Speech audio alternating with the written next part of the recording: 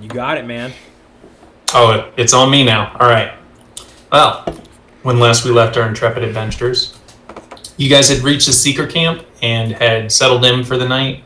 After the second night of being at the Seeker Camp, by both Jerry and Rill were woken by the sound of something out in the corridor. Going to inspect, they see Ozen coming in late at night with no one around. And she's got a dark aura around her.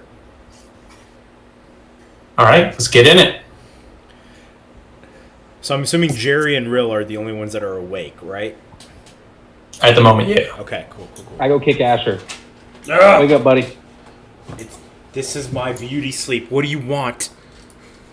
Okay, one, you're going to need a lot more sleep than that because the amount you're getting ain't working. Two, Ozen's back. Oh, I okay. call out to Bjorn in Primordial, telling him to wake his rock ass up. Realize I'm still asleep and in the wrong language, so I switched to Celestial. So that was a flex just for you. Bjorn is not used to hearing Celestial talk to him in his dreams. The only time anyone's ever woken him up as Celestial was his wife. So he wakes up and he sees Rill. And he opens he's kind of got a smile on his face and he opens his eyes and he's like, what? Honestly, I thought that was going to go worse. It'll make sense when you see what I saw. Can't I look in the morning? Probably not.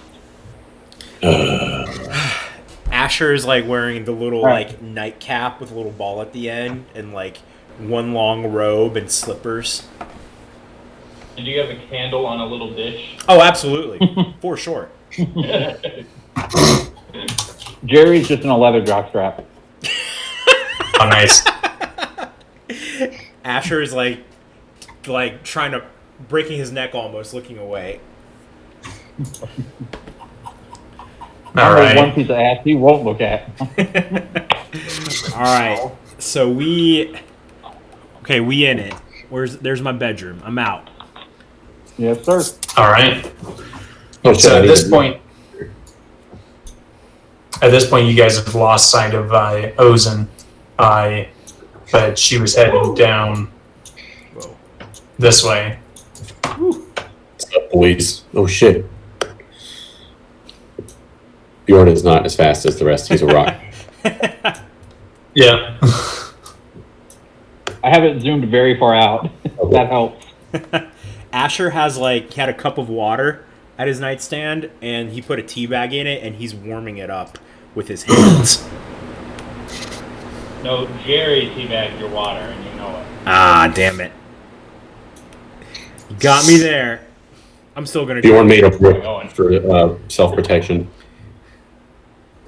Well, where'd she go? Well, her room was this way. So Yeah, her room is Yeah. up. So her room was up the stairs. I'm knocking over here at this door.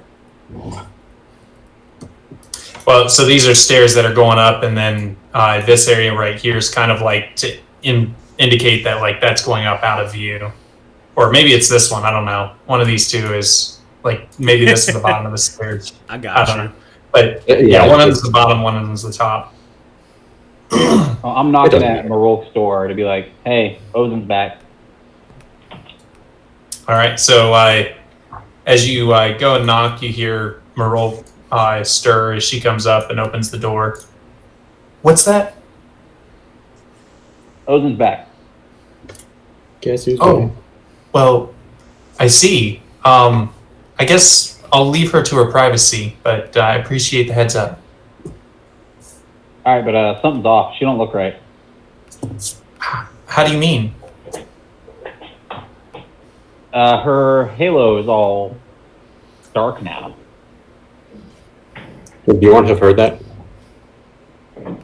He's in the stairwell. Probably you're right there. Okay. Pretty sure we would have told Bjorn what we saw as we were coming down. I assume Rill would have because I got the other one. Yeah. Oh, because Bjorn definitely has experience with that. Like, is this something that she normally does, or is this new for her? This definitely sounds new to me. Last I saw, I mean, her halo has been fading lately, but I figured it was just, being down in the abyss and, perhaps she was sick. She's just been acting out of sorts lately, but I don't know. That definitely sounds odd that it would be, black. That happens Yeah, to that's not Asa. bad. Let's investigate. Jerry. I'm going to grab him before he goes nuts Yo. and goes Jerry. This happens to Asimar, usually after a great personal tragedy or something similar. If her halo is darkened, it means she's fallen, like my Philea. Okay, It might not and what does That can't that be good. mean? Like, is that bad? Or Let does me that grab just my mean she had a player's bad guide day? and I'll tell you. We probably shouldn't bother her right now. I won't stop you, but All right, cool. she'll be in a very fragile state. Well, Yeah, Merle's just kind of like, I'm going to leave her. And, she kind of more timid in her response, but she's like, if you're interested in checking out what's going on, I'd be very careful, but that's about it. Well, I know I'm not gonna be able to get to sleep anyway, so let's go figure this out. yes. We have business with her. And we go up. All right. I'm either going up or down the stairs. I do not know. Robbie, do I trip over my robe, or am I proficient in walking in this? No, you have to do a check for night walking. Oh, okay. Nice. I What? would say if you were gonna say he's proficient, I was gonna ask you what you wanted me to roll to trip him. Oh my! Right now, if you were in the middle of a wet dream, your DC would be lower because the robe would have been activated. Listen, He's it constantly doesn't on fire. matter His dreams are because never wet. it doesn't matter because I rolled a nat Fine. 1. A multi-dream. All right, perfect. I'm Nice. glad you asked because as you start to walk up the stairs, you end up tripping, and it looks like you are near Bjorn and Jerry. So can you guys give me a dex check as Asher starts tumbling down the stairs past you? I'm spilling hot tea and wax. DC all over 10 the place. to avoid getting tripped. 14. All right, cool. Yeah, you step over him as he rolls down past you. Dex Bjorn's used check to or dex it. save? Dex check. Alright. Maybe a save. Yeah, I made it. It doesn't matter. Yeah, it's a 10. If I didn't get it, I was going to say I should have advantage because if he's my best friend, I know he can't walk in this thing. What's a No. flavor of tea? I'm not a real tea Wow. drinker. Go with sleepy time. Okay. Liver disaster. What is it? Golden tips? Oh yeah. As I'm falling, I'm like, my chamomile. And then we lose the elemental drive, and we get attacked by those. Hold on. I want to roll to save his tea. I don't do it. I rolled a 2, so it doesn't matter what I'm adding. I don't do it. All right, yeah. You just completely miss it. Damn it. Well, Cool. you I were was gonna probably pretty read if I close caught with your addition, but yeah, it was just like barely a miss I've got um, hot wax for and Jerry tea since all he's super over me. dexterous. All right, so yeah, you guys have been very loud in your approach up the stairs, but we'll go ahead and shift you guys over to Ozen's room. That's not sneaky. Okay. Wow. I wasn't trying to sneak up on her. I'm gonna nudge Asher as we go up the stairs. Yes. Asher. Yes. Are you able to detect different forms of magical energy? I'll probably grab Rill for this too. Are either of you able to detect what sort of magic might be coming from something? I don't have a spell for that, but I can feel magic every now and then. If you get a necrotic energy from her, let me know. Of course, I'll let you know. I'll get close enough to her and try and feel her out. That sounded bad. I feel like that came out exactly like you wanted it to. No, not at all. No. Okay, that's exactly how it normally goes for him. Yeah, He walks up to a girl, says he's gonna feel her magic. Yeah, I don't have detect magic. I You have not what? you're looking for. What do you- Identify. Nah, I don't think so. I mean, I guess you could He identify would be like able to tell us it's what an race she Asimov. is. I mean, I might be able, if it's nighttime, maybe I can like prep my spells. I'll take a look at my spells. Rill's like, I've got identify. I can tell you her exact measurements. Oh God. God, No. Like, that is not something we need to. Asher might want to know, but the rest of us don't care. I was gonna say, I'm sure Asher already figured that out. Oh, it just takes me one look. Yeah, but Asher's numbers are wrong, and we know it. 36, All right. 36, 36. She's just a cone. Or a cylinder. Oh, yeah, just cylinder. I was gonna say, it totally would be the opposite. Yeah. Yeah, she's just a cylinder straight down. But yeah, so as you guys come up to the top of the stairs, you kind of get this real ominous aura. And once you step foot into a room, you see, the place looks, almost as if it's been abandoned. And as you look around the room, you see furniture and various, books and tables just completely destroyed. There's a piano up in the corner that appears to have been cracked completely in half, as if somebody just brought their fist down on it. The room looks in complete I assume disarray. Jerry would be able to tell us just that. What's Hey, that? Will. Does this look like she just did it, or does it look like this stuff's been broken for a while? This stuff's been broken for a while. Hey, Will, Okay. Rill, how long ago did you say she got back? Say what now? She just got there. Yeah, she just walked in. It's been minutes. We would have heard this. Yeah. And so you see her over in a corner, just kind of staring at this book, not really paying any mind to you. Oh, there she is. This place could use Could I want to see if Bjorn would know this because his wife is fallen. Is she in like the little trance state that they go in?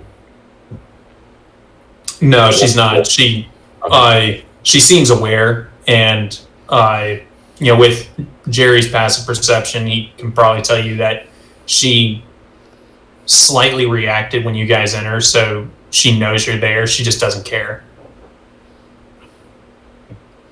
Ozen, Hey, Oz. are you still friend or are you now foe? She's not a foe. I smack Asher. I straight up smack Asher. Hey, I got a bad vibe from this. She's not a foe. I got a bad vibe from you trying to poke the bear, dumbass. I just want to know what we're getting ourselves Wow. into.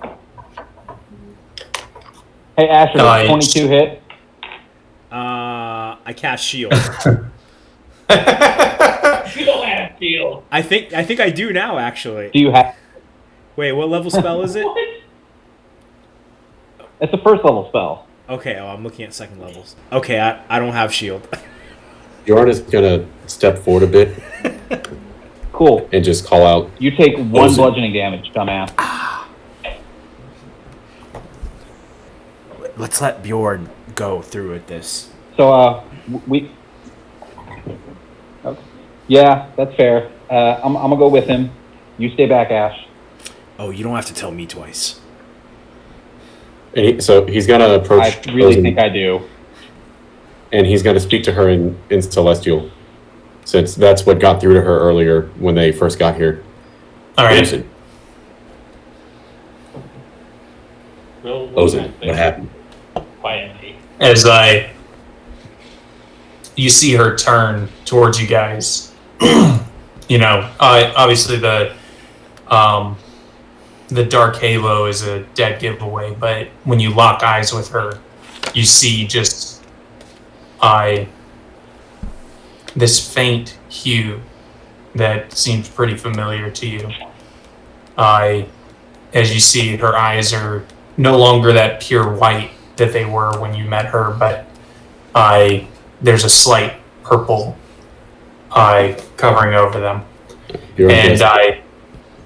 She says, I see that Qualish is not with you. I see you failed. No, we have his journal, and we know what happened to him. You asked us to find out what happened. But it seems we have a more pressing matter now. What caused this? What caused what? It's obvious you've fallen. My wife, pain. And you're gonna step forward another square. As you see her step forward. Ooh. Hey. And I've experienced this before. Not me personally. Rill is just sticking near to Jerry to But my wife, Leia, has gone through this. And I'm here. If you need counsel, anything. you can't do Tell me anything what- for me. Just tell Can't me do what anything for anyone. Couldn't even save Qualish. You're just a band of Qualish didn't want ministers. saving. Qualish didn't want saving. Qualish didn't want Qualish was saving. already gone when we got there. Qualish fled. From what we can You all gather, failed it me. seems he went to his second lab. As you see the purple starting to grow stronger in her eyes. Sun's getting real low. Yeah, Jerry steps back and has his crossbow ready to go, even though he's in a leather jockstrap.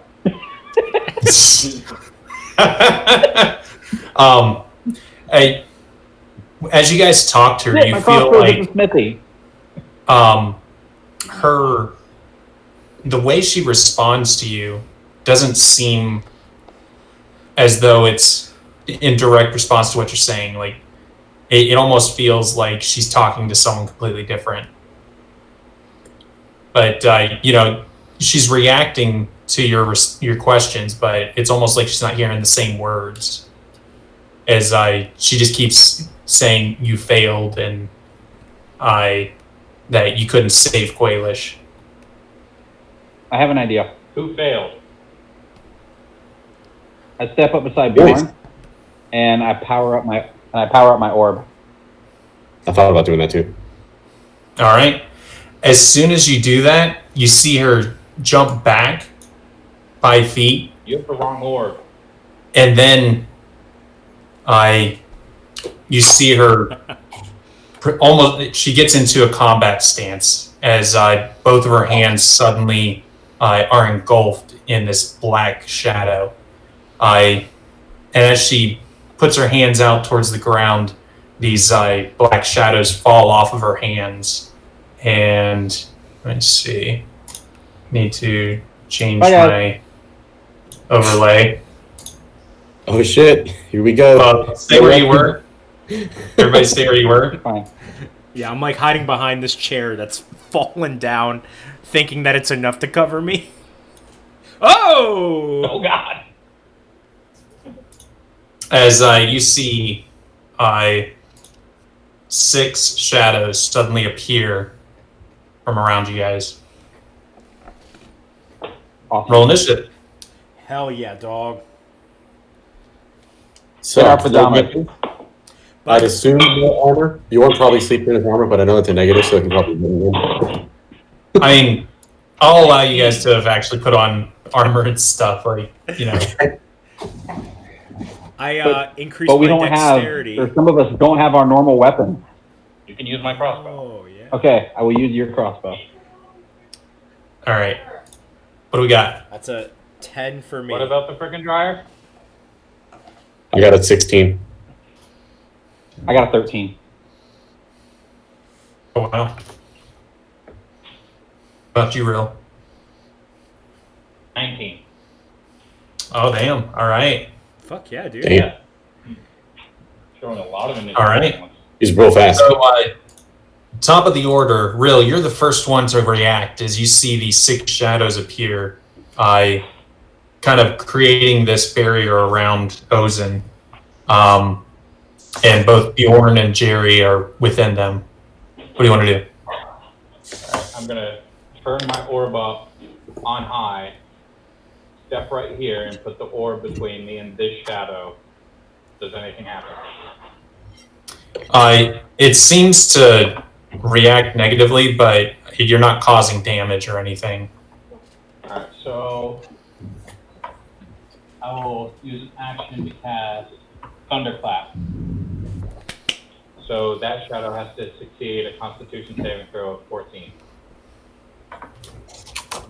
Which one? Just the one? Yeah, Right there? The one that's right next to me. All right. You gonna clap them shadows? Yeah. All right. Let's see. Actually, you can keep this crossbow. I've got 2 rapiers. Okay. What was the saving throw? Crossbow, anyways. 14 Constitution. 14 Constitution. All right, it fails. Alright, so they take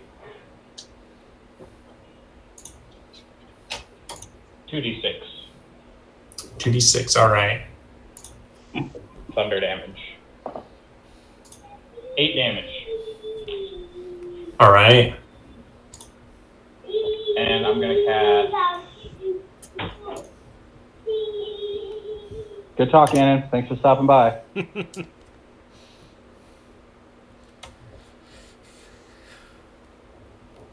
I'm gonna cast Flame Blade. That's the second one. It's a bonus Alright. action, so now I have a weapon. And Can you guys hear the music? Mm-mm. no. Nope. I got nothing. Ooh, I got something. There we go. there it is. Oh, hell yeah, Robbie. Give me that deep, deep, ominous track. Put my orb up at max and keep it above my head. All right, nice. So that'll end your turn. Next up is the shadows. So let's see. Oh boy. I'm gonna do something with this guy. We gotta figure out what they can even do. Oh, they only do melee. Hey, Robbie. Yes. Launchers? Out Where'd they out go? of curiosity, do we know what class D&D class Ozen is? I think she is a paladin. Very cool. If I was to guess. You don't most know? NPCs don't exactly follow the same kind of classes you guys do.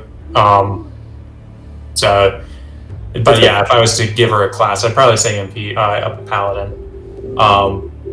Let's see. So, how much movement do these guys have? Nice. I need to check and see how far he can go. Hey, Asher, quick question. Yeah. Yes, Jerry.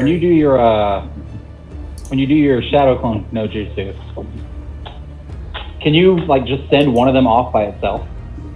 Yes. Cool. If you do that, have one go wake everybody. Let me just. I think I should be good, but let me just check the Can't get things to for it. it. Dang. I just really wanted to slap Asher. Yeah, I really want- What? There's gotta be like an alarm bell or something. I mean, I'm hidden-ish. I'm kind of hidden.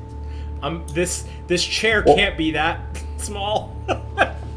Well, you use thunderclap, right? It's mostly in Wow, this I corner, think people would have heard this that. square, so it's fine. yeah, I use Thunderclap. That makes a noise. Yeah, if you use thunderclap, Yeah. I assume we've woken somebody. It So can be okay, heard up to 100 feet away. okay, yeah, everybody here knows. Well, at least half the settlement knows. They know something's happening. All right, so I'm gonna start slapping some boys real quick. Oh boy. Let's see. So Bjorn, you're gonna take 3 hits. Slap your boy. So the first one's gonna hit. That's a 21 to hit. Oh, that's a nat 20 to hit. And then that one's not going to hit. That's a 14. So I got 2 hits on you. And then I need to double my dice for one of them. Wait, what was the first one? The first one was 21 to hit, and then I rolled a nat 20 on the second one, and then the third one I rolled a 14, so I didn't hit you on that. Let's see how Each one of the guys that were surrounding you was hitting you.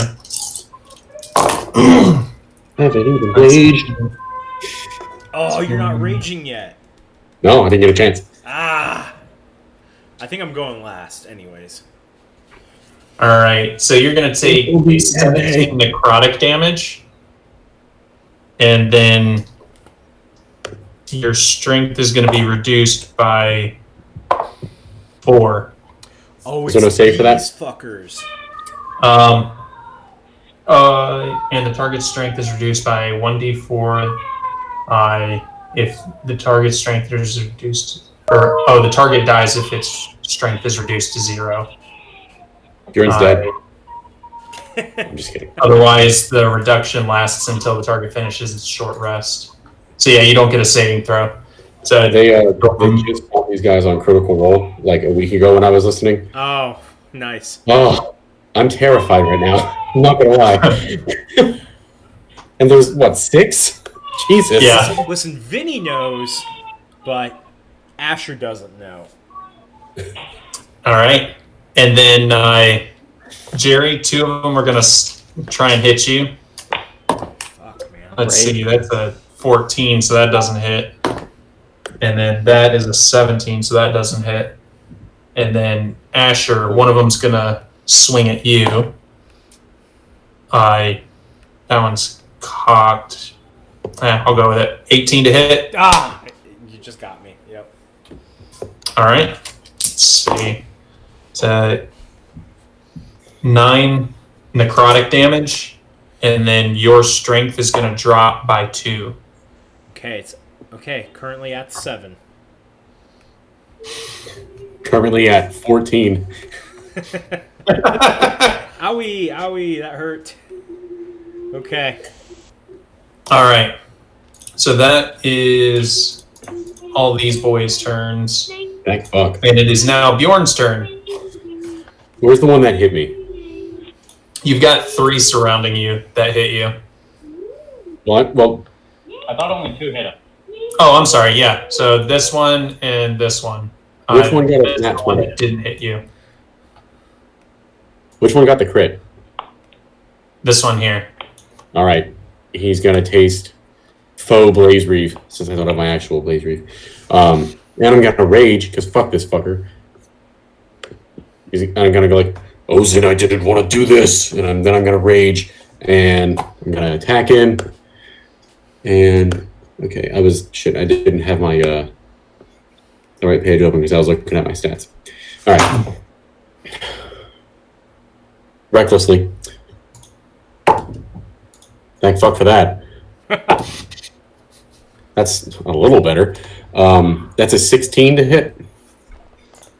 That hits. Yep. Thank God. All right.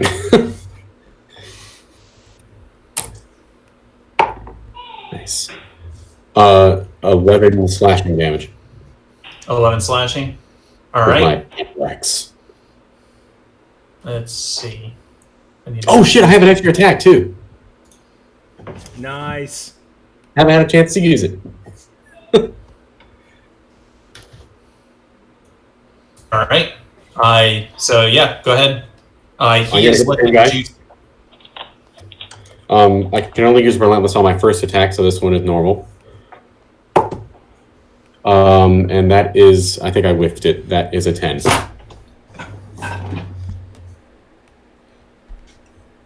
Yeah, that doesn't hit. That's all right. I was so angry, I just started swinging blindly. Wait, are you still? Can you recklessly attack twice? No, only on the first attack of a turn. It's a little loud. One of those shadows. Yeah. Or something. Sorry. There we go. That should be better. Yeah, so that's the end of your turn. I think that is all I can do. I Hang on. I will go ahead and pop my Stone's Endurance. Might as well. Okay. Oh, you know what? I already raged, which is a bonus action. Oh no, Stone's Endurance is a reaction.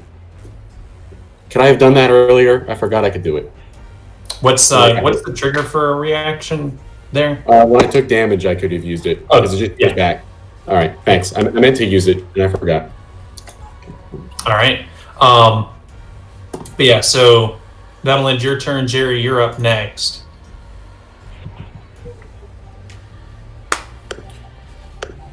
Okay. I assume I at least picked up on the fact that they were doing necrotic damage, right? Yeah. I mean, as someone who does necrotic damage, I feel like I would have felt Bjorn get hit with it right beside me.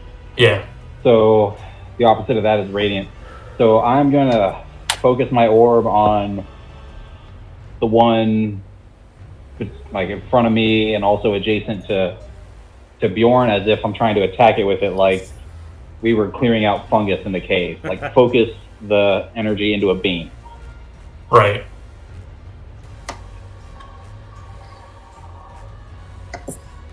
So, Asher, can you give me an insight roll real quick Absolutely.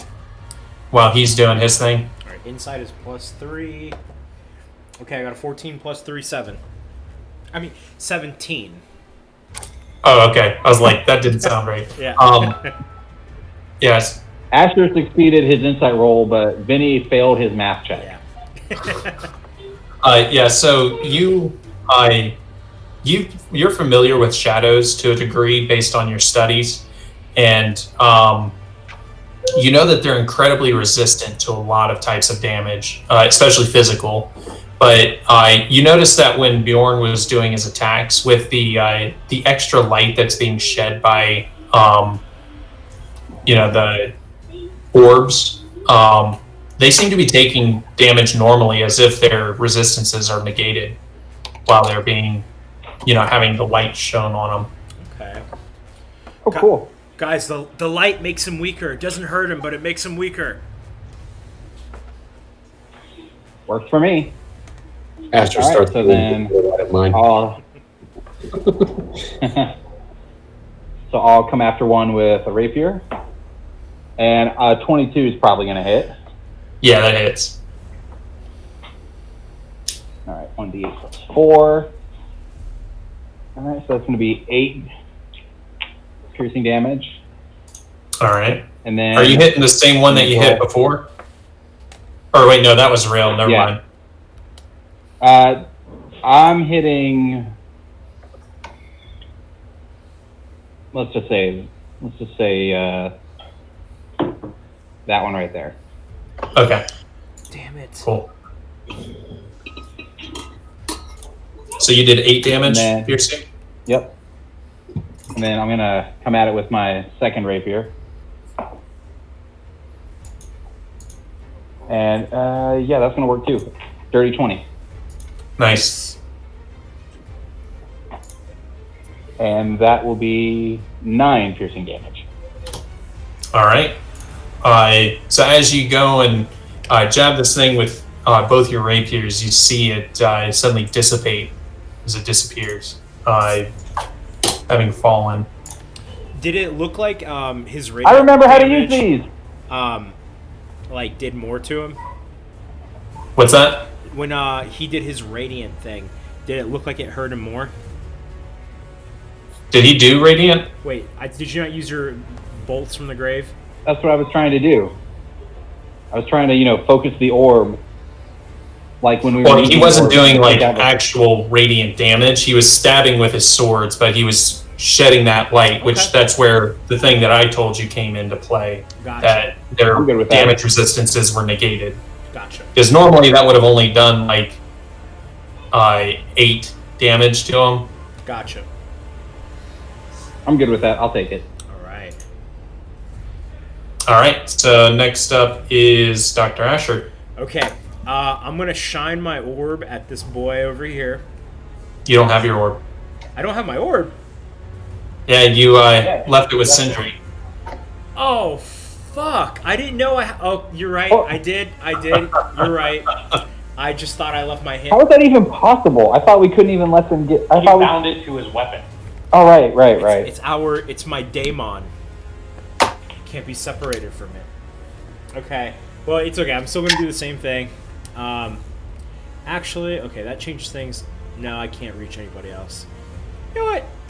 This guy that is right here, I'm gonna hit him with a 3rd level Scorching Ray. So it's gonna be 4 rays coming at him, and hopefully that is enough to kill him.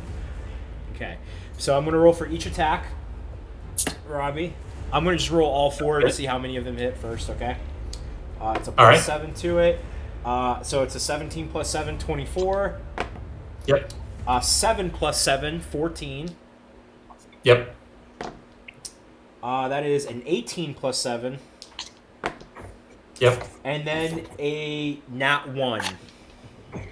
All right, so that one completely whiffs it as it goes in me.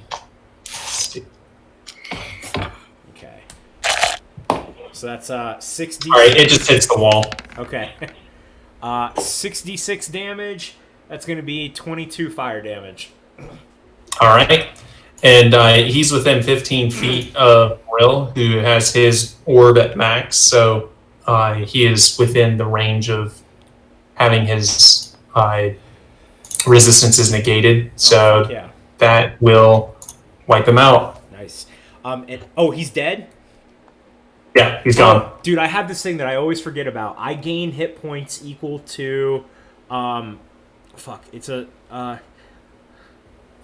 Grim Harvest. Once per turn, when you kill one or more creatures with a spell of 1st level or higher, you gain HP equal to twice that level spell. Or 3 times if it's a necrotic. So that was a 3rd level spell. Let me make sure. Yes, That's that what you was said. a 3rd level spell. So I gain 6 hit points.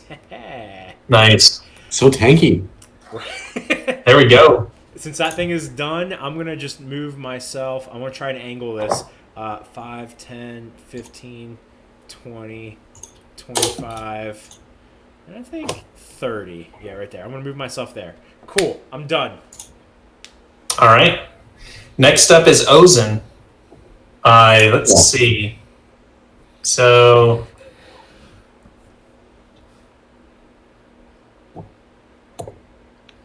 I gotta see what. There's this one thing that she does that's kind of neat, and I wanted to see if I should use it yet or not.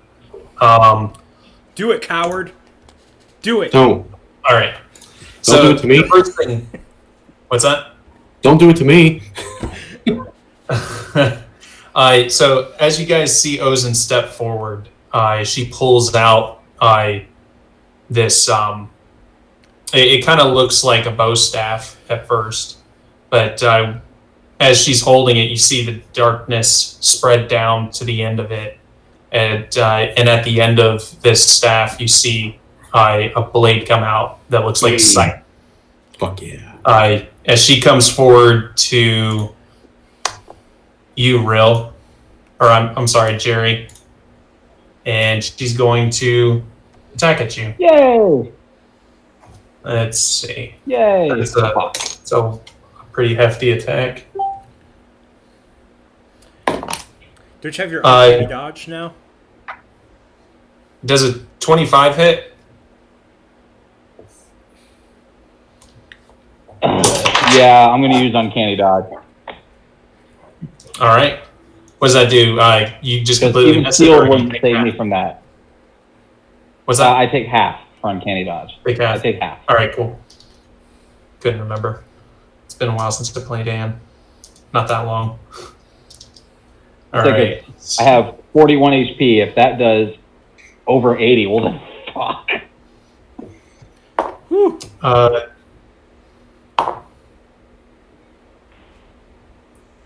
So first you're going to take 11 slashing damage, and then you're going to take...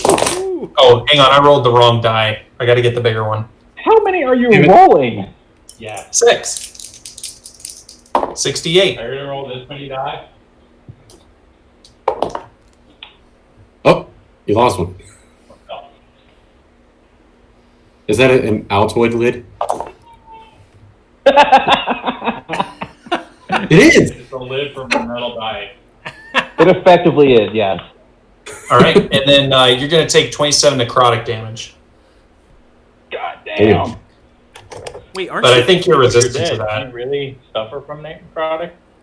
I don't have resistance to necrotic. I have resistance to poison. Ah. Guys, I have 3 HP. That's okay. My turn should be next. She That then was looks with to having you. the damage? Owie. She then looks to you, Bjorn, and you just see this rage in her eyes as she Was shouts. that with the half? What's that? No, that's not. Was that Well, with that? so that was just me saying exactly what the roll was. Do you Oh, negate okay. necrotic damage as well, or is it just physical? No, I don't. I negate poison. Okay, so. But does your uncanny dodge drop So she did magic? 11 slashing, right? Yeah, 11 slashing. I'm pretty sure it does. I don't think there's any stipulation. Yeah, it says when I'm hit with an attack I can see, I take half damage. Nice. Okay, cool. Yeah, so that should help out a lot. And then Bjorn, she looks at you. Reaction to have this the attack damage. All right. furious rage in her eyes. So She just shouts, 5. "You're too weak. You can't save anyone." And she goes to swing at you as well. Does a 20 hit? I think you barely. Yeah, I have a 19. You piece of shit. All right. But I'm raging. Oh, okay. So you're going to take 11 slashing, just like Jerry did, and then let's see. That is. Oh wow, that's a lot. Okay. Not with me here.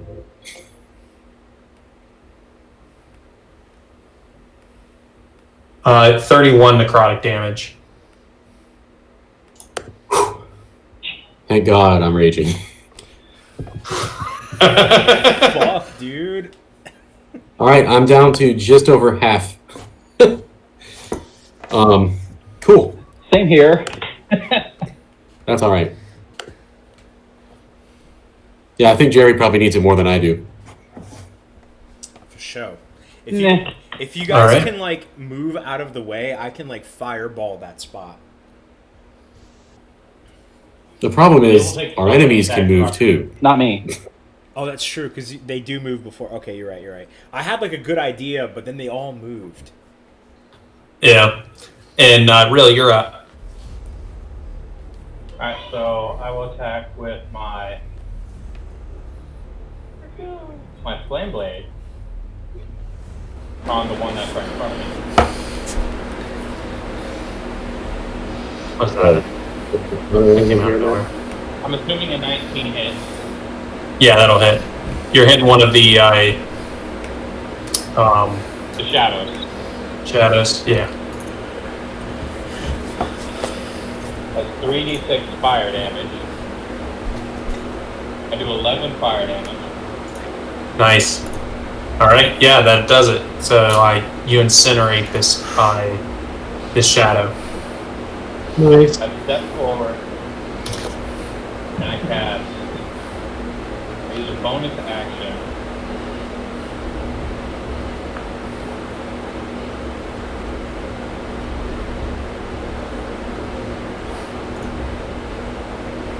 Cast Oh my god, 5, 10. Shield of Faith on myself and I call out to others. All right. What do you say?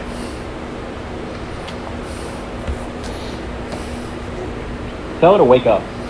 Wake up, Open. If we are weak, show you strength.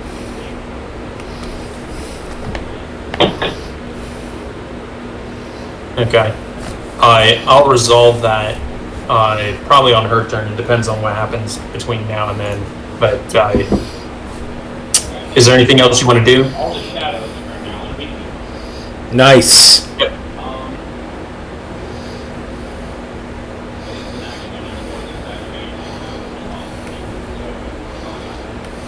All right, cool. All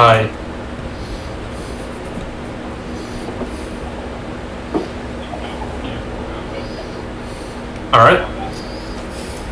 So, let's see. This guy is gonna move here. Oh, fuck. Wait a second. Who does? Oh, okay. This one is. Let's see. How far away are you, Asher? Ah, shit. I completely... 5, 10, 15, 20, 25, 30. Oh, from that guy. Ooh. Yeah, so he's gonna go up and around Bjorn. Bjorn, you get an attack of opportunity. What the? This dude I has do, so and much kind of movement. get Sentinel the Sun. Oh, so he Yeah, might not see if be you able to can move. pin him. I hit him, yeah. Nice. If I hit him, we'll see. They're not hard to hit. Button again. Just don't roll bad. Bjorn? Or did it go around the shadow? That was Yeah, so Well, they can squeeze through tight spaces. Okay. I don't think I got him. I got a 12. So it doesn't matter that which hits. direction he went. It does? An attack of That's his AC, yeah. Meets it, beats it. All right. He's stuck. All right. So yeah, what's damage? Yeah, I forgot. I have to roll damage too. I used my reaction to not die. Actually, he will have kind of moved around you to here, and that's where you pinned him because that's when he was trying to move out of your range. Okay, that is 10 damage, and actually, I forgot to add an additional 2 damage to my previous attack on the other guy, but it's alright. It's Okay. But he takes 10 slashing. Cool.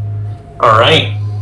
And so this guy here is going to go ahead and attack you again.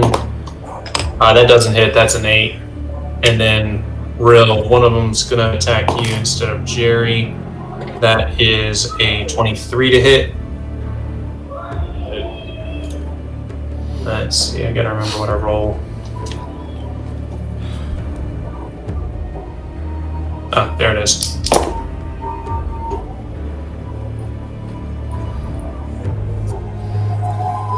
That's 12 necrotic damage, and your strength is reduced by 1. Alright, hold on. 1? Man. Alright. And then, is there any other ones? Alright, I use my reaction to cast Absorb Elements. Wait, what are you casting? Alright. Absorb Elements. How do I turn down the music in Roll20? Yeah, sorry. I can Go to do it. settings. I found it. Doesn't look like it works on the cross. Never mind. Yeah, the songs don't keep the same volume throughout each, so they one of them's really loud, then the other ones are really quiet. I gotta get them all to the same level. There we go. That's alright. I found the volume button. All right, cool. So yeah, next up is Bjorn. Oh, all right. Well, I guess the guy who I sentineled, I'm gonna hit him recklessly. That's pretty good. That's better. Wow. That is a 26. All right. Yeah, Almost 20 there. Almost. All right, so it's 7, 8, 9, 10, 11, 12, 13 slashing damage to him. all right, he's done. All right. Poof. And then the one who got the crit on me, he's still up here, right? Yep. All right, I'm going to turn to him with my other attack. This is regular. And... oh, nice. That hits too. That's a 23. That'll hit. 6, 7, 8, 9, 10, 11, 12 slashing damage. All right, that'll do it. He's gone. Hell yeah. All right. He's going to say to Ozan again, like, you made me do this.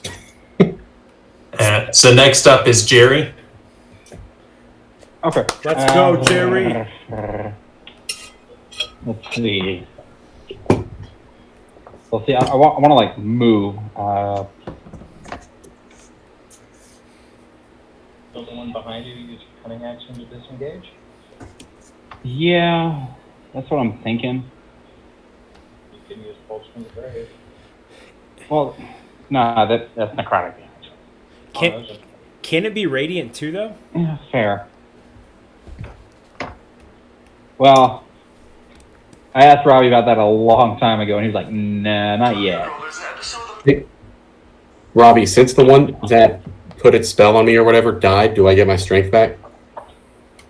No, you got to finish. No, it doesn't go away until you take a long rest or short rest, either one. Damn.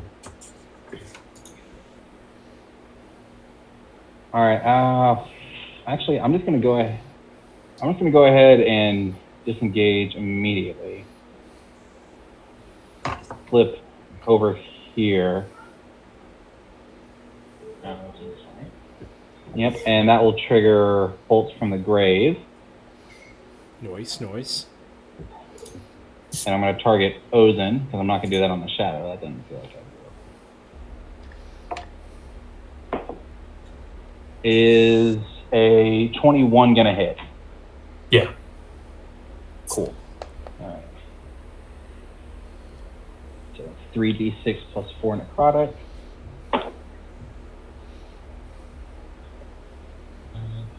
So that's going to be 13 necrotic damage. All right. And then I'm going to go ahead. Oh, yeah, go ahead. I was going to say, as you hit her with this necrotic damage, the darkness that's surrounding her seems to grow stronger. All right, that was a bad idea. So I'm going to turn my orb up to max to try and counteract that. Oh yeah, should have done and that. just have it like focusing right on her. Okay. And I'm gonna come at her with a rapier. And no, I missed. All right. I don't think an 11 is gonna hit. So. No. All right, Ash, you're up. My movement to move right there. Here's what I'm gonna do. I'm gonna just move down to align myself there. I'm gonna do the same thing. Actually, Jerry is in the way, right? It's all good. Yeah. Okay. I'm gonna use another. Well, I can be right back here if that's more important. I don't care. Well, I can hit. No, it's all good. Be wherever you want to be. I have an attack that goes in a straight line. But 5, 10, 15, 20, 25, 30. Actually, it's only 30 feet long, but it doesn't matter. I'm not going to do that. I'm going to do the same thing. Scorching Ray. Robbie, I think it might be enough to kill the shadow. So I'm going to see. I'm going to roll them out of time and then do damage. Okay. Okay. So the first. You literally could just move up a little bit. Nah, it's all good. Let's see. So I rolled a flat 19, so I think it's going to hit. Yeah. So the first one is going to be 7 fire damage. Is it still up? Yeah, this one hasn't been touched yet. Okay. I don't believe. Cool. So 7 fire damage, and then 14. So to hit? Yes. That's going to be 9 fire damage. All right. That kills it. Okay. Fuck yeah. So I'm going to regain that HP. I'm back up to max. It doesn't become temporary, unfortunately. All right. Now I'm going to use my other 2 bolts to fire at Ozen. And before I fire, I say, Ozen, I don't know what's going on, but here's a warning shot. And, okay, a dirty 20. All right. That'll hit. Okay. And I'm going to roll just my last roll again. A 22.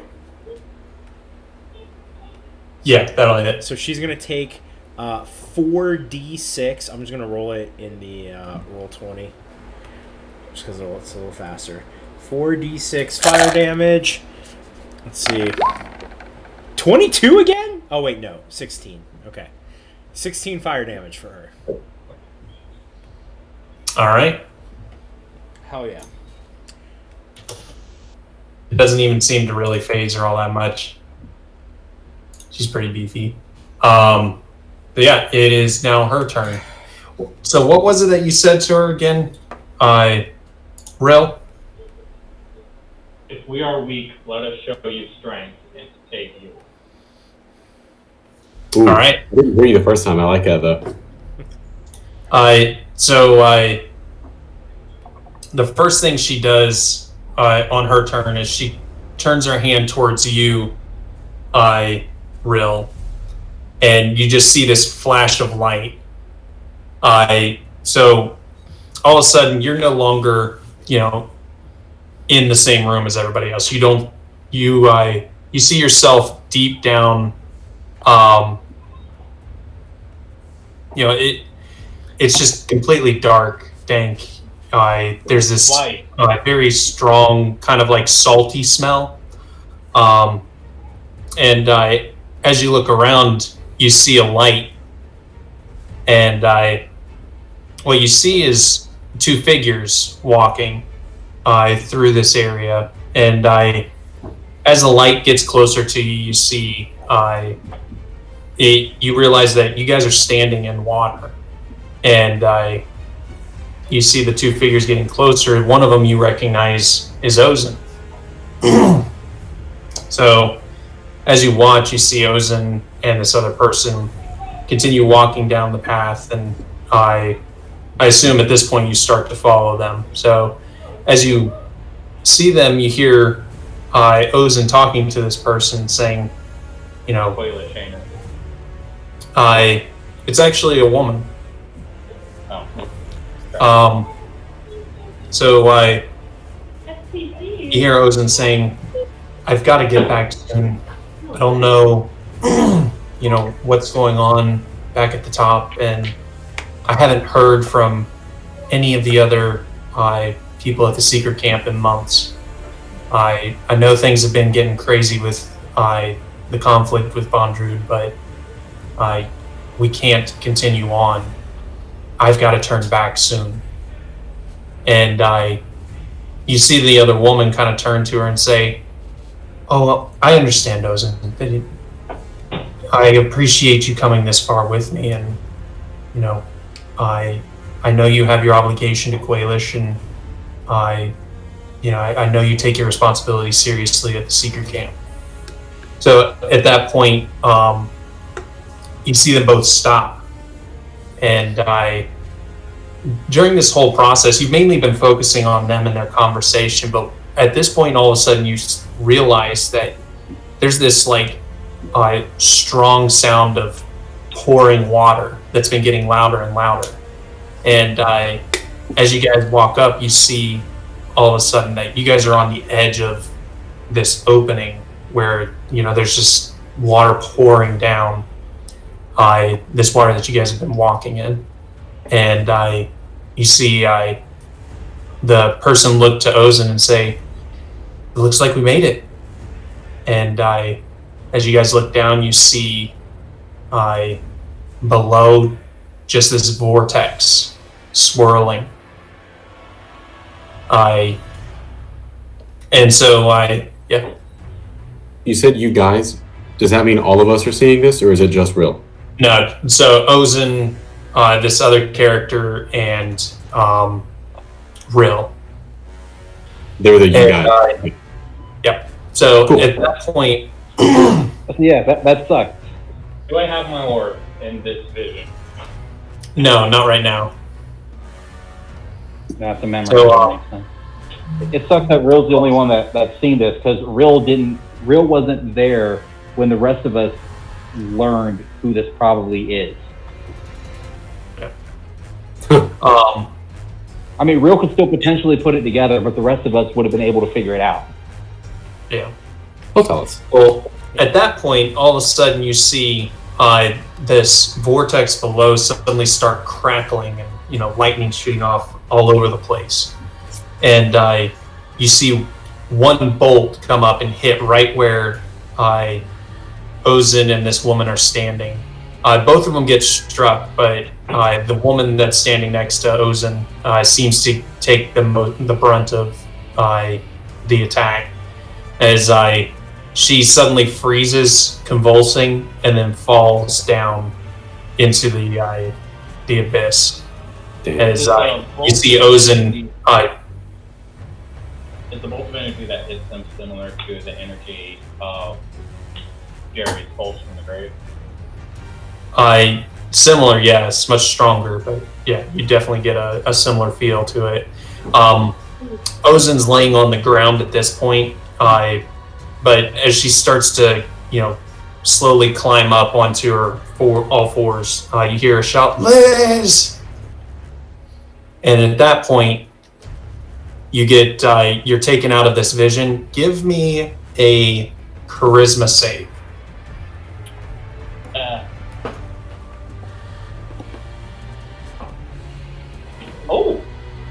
17.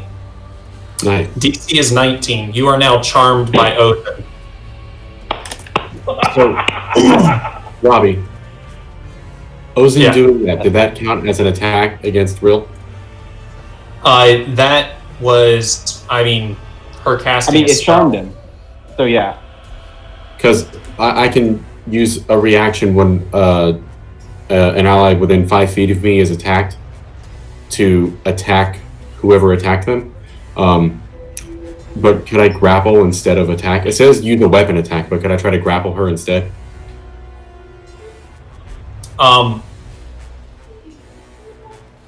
Grappling comes with a lot of extra baggage to it, as opposed to just an attack. It's just you do some damage, it's game over there. Whereas she's got a whole turn movement, and you would be using an action normally to try and grapple somebody.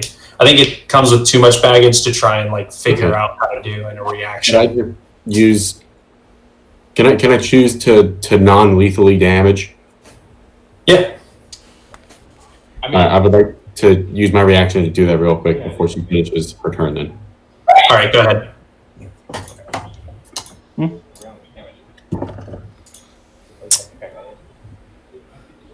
23 to hit. 23. That'll hit.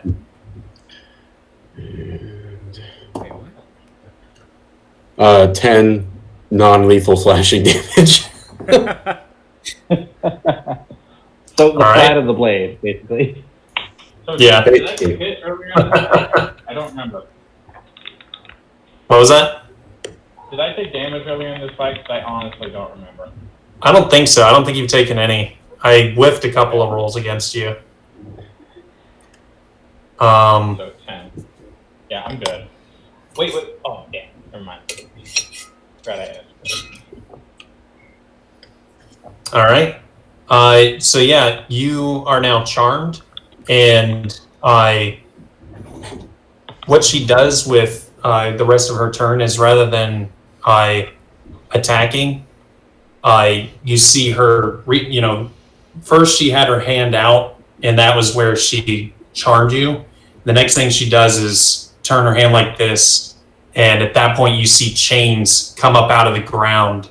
These black chains that wrap around Rill and just pin him down as he's completely immobile now. Shit. And that'll end her turn. Rill, you're up. You can try and No, he's try and not. break out of this. I am down. Physically, not Did she have to make a con save a concentration save when I hit her? No. Okay. So you can give me a charisma check to try and break out of the charming. Because I Go back up. don't know if you would try and resist her while you're charmed. Got that on your save. It's a DC 19. +1. I wish I could bless you. Will trying to go against it take an action? I mean, you're charmed. You have to break out before you can do anything. Charmed is... The Charmer has advantage on ability checks to interact socially with me, and I can't attack the Charmer or target the Charmer with anything harmful. Oh, well then I guess you could just get I can up. do whatever, I just can't do anything offensive. Okay. Yeah, so you can either try and well, I don't know how the breaking out of charm will work, but if you want to break out of the chains, you can attempt that. That would be your action. Alright, so would casting Thunderclap do anything to the chains? I don't know. Is Thunderclap non-somatic? Do you need to be able to move your hands? Mm. Yeah, it's somatic. Yeah, All right, need yeah, you something can't verbal. cast any somatic spells right now. Can you wild shape like into a creature? Oh, Won't that just Probably, make but the? I don't know if the chains will get are based on my size. Dude, turn into a swarm of Only rats. one way to find out. Then you're out. Alright, I will wild shape into a swarm of rats. 500 chains are now holding every All right. rat. Yeah. As you wild shape into a pile of rats, the chains kind of like morph and tighten down on you, keeping you all kind of in this single mass where each one of them is completely bound to one another. What animal has the highest charisma? Turn into that. Hold on. I don't know. I don't think that there's anything in the bestiary for how fuckable an animal is. Yeah, I don't think they have charisma. Yeah. Turn into a dragon. Form real quick.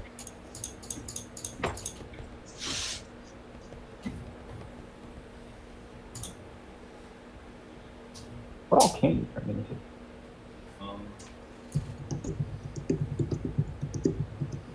Turn into a Terran Odon. Pteranodon? Yeah. You can turn into a dinosaur. Yeah, I can turn into dinosaur. All right. So wait. So did he go Turn through into and shark. turn into the rats or not? Yeah, he did. Okay. I think he's trying to plan for later. Is there anything else you want to do on this turn, though? Chew on the chain. Yeah, can I just nibble on the chains and try to do something to them? All right.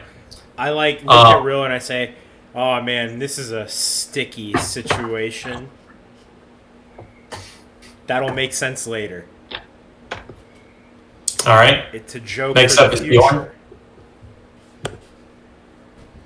It's Bjorn's. You got your Ash your Yeah. growth. All right. So Bjorn, even with his reduced strength, is going to try to grapple Ozen. All right. Oof. To just shut her down. So you do remember Ozen's nickname, right? No. Ozen the Immovable. Bjorn, remembering that she's known as Ozen the Immovable, is going to keep slapping her with the flat of his blade. Recklessly. All right.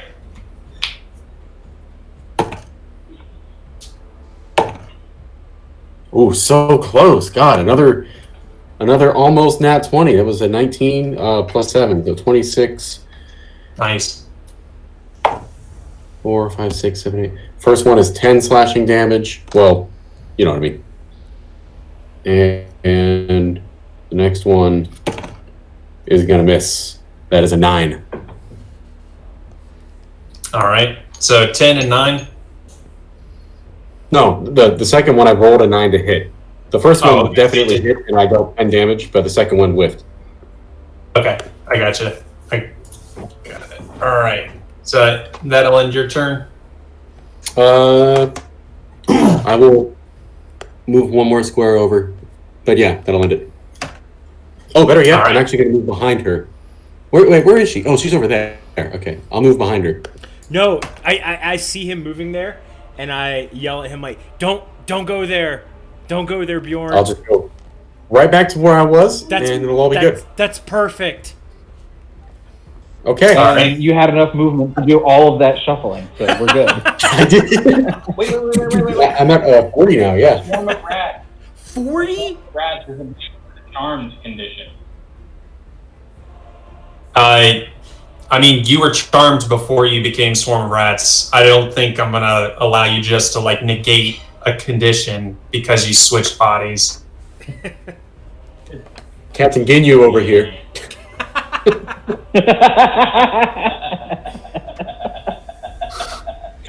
Well played. All right. Who next?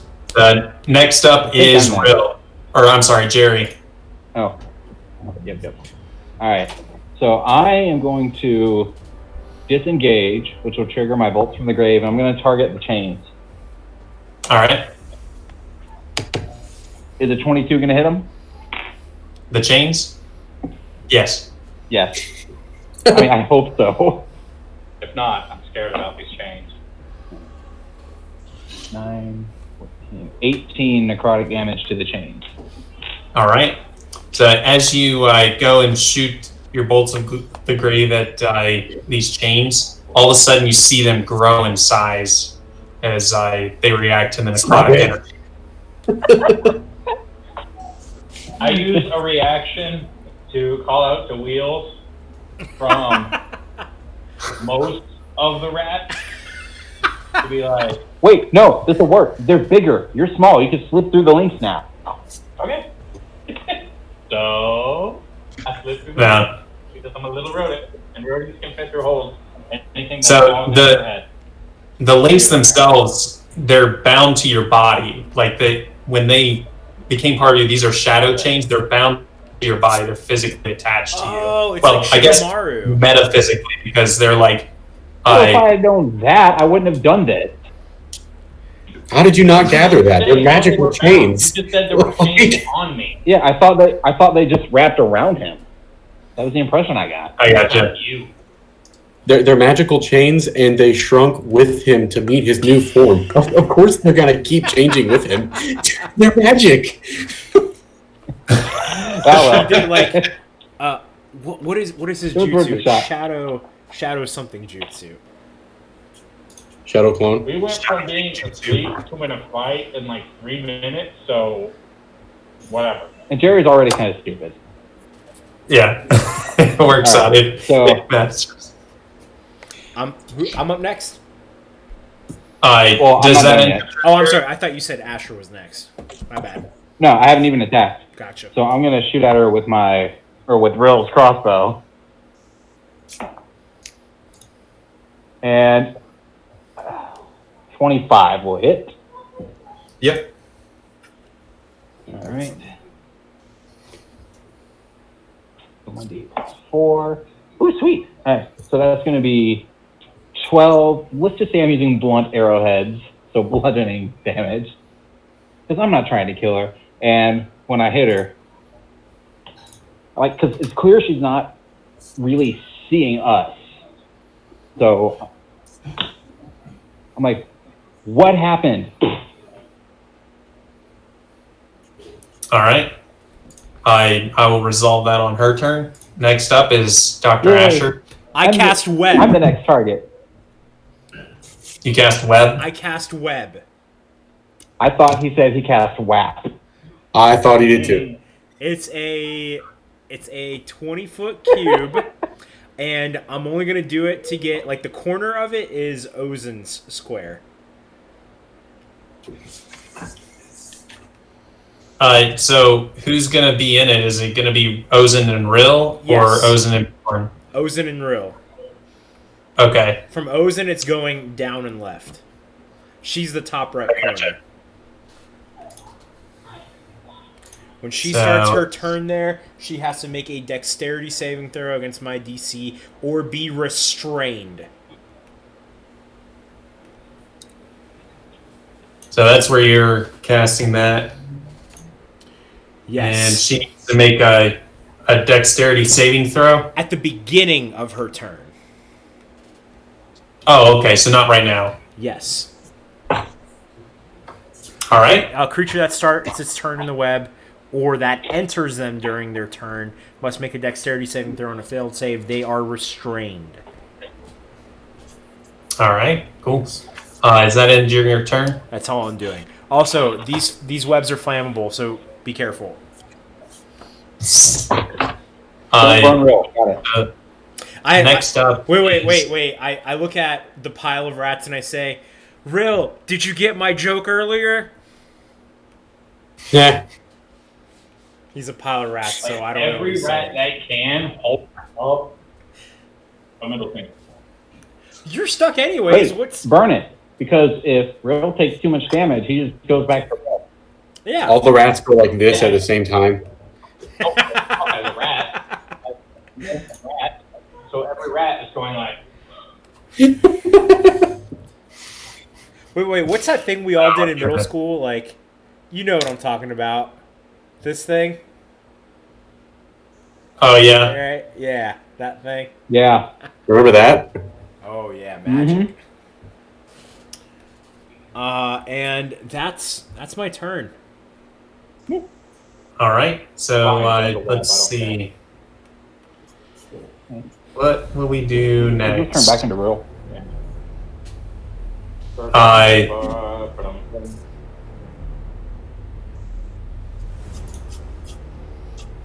So I need to make a dexterity saving throw. Yes. What's the DC? I believe it's 16. Yep.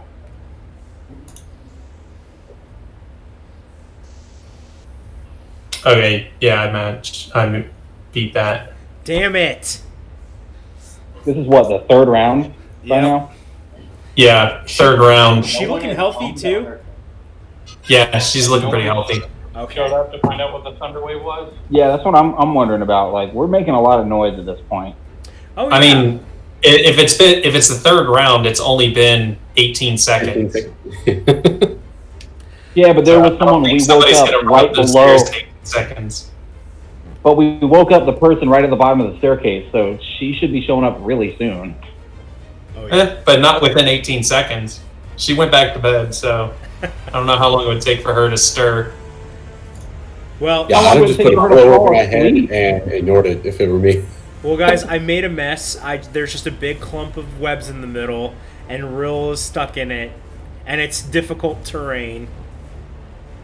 Asher, this looks like the time you discovered tentacle porn. I don't know. Yep. I don't know what you're talking about, Jerry. I have There's no a new fetish idea. about to be born. So did Ozen break out of that?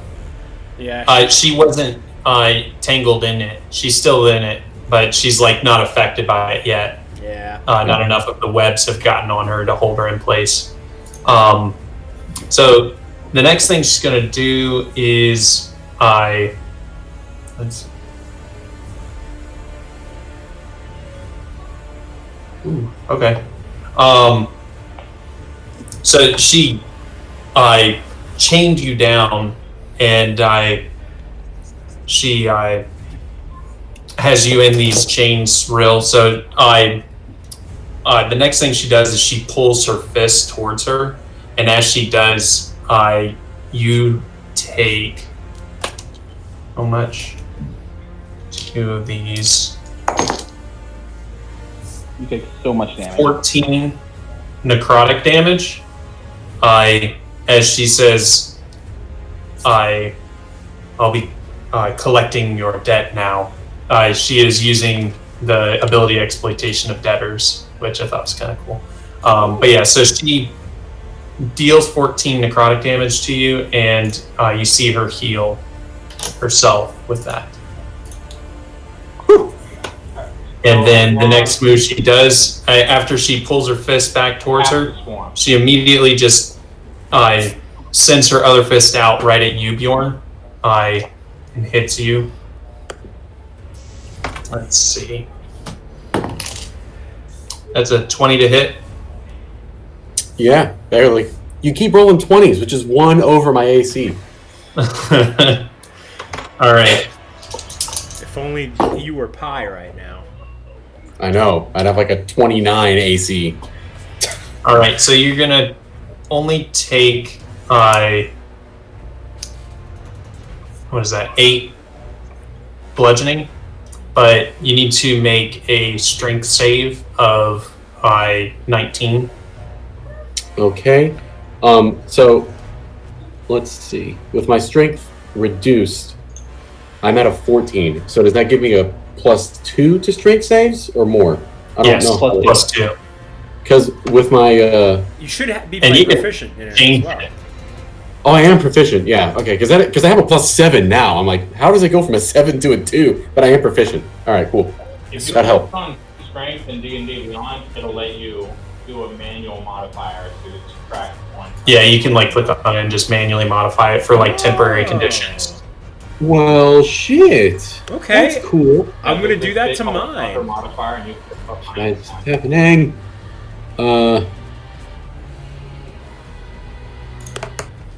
What the hell? Why are all these numbers here? There's 4 different things I could plug in.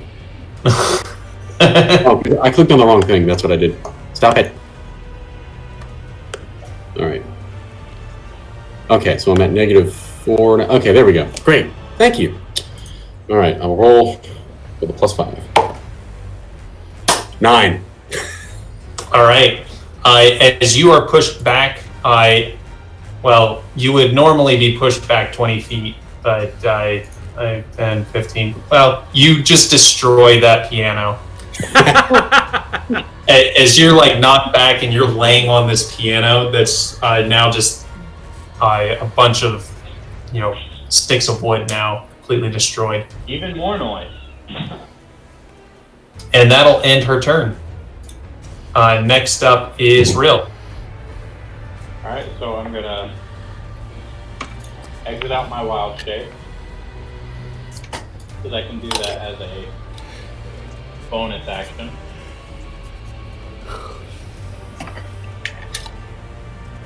And I can still use an action.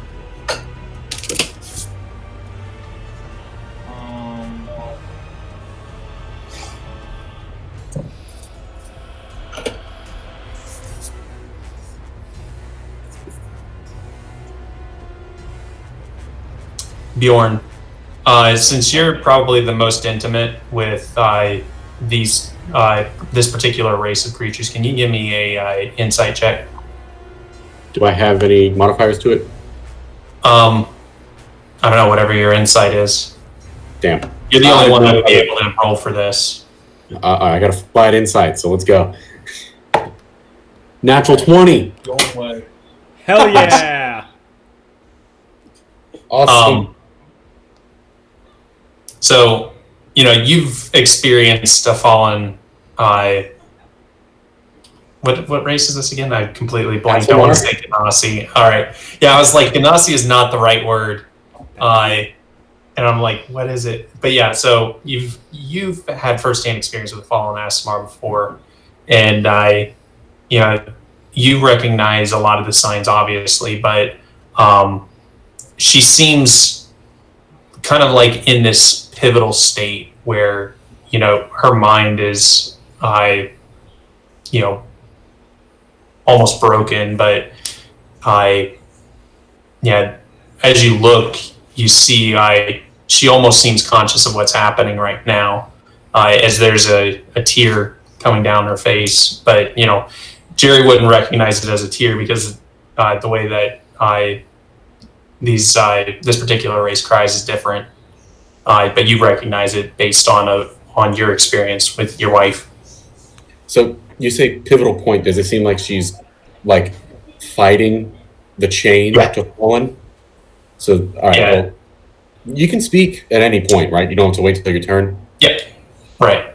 Well, Bjorn will then say, "She's still fighting the change. We can still save her."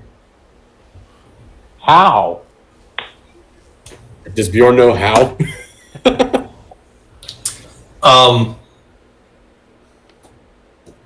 Let me see.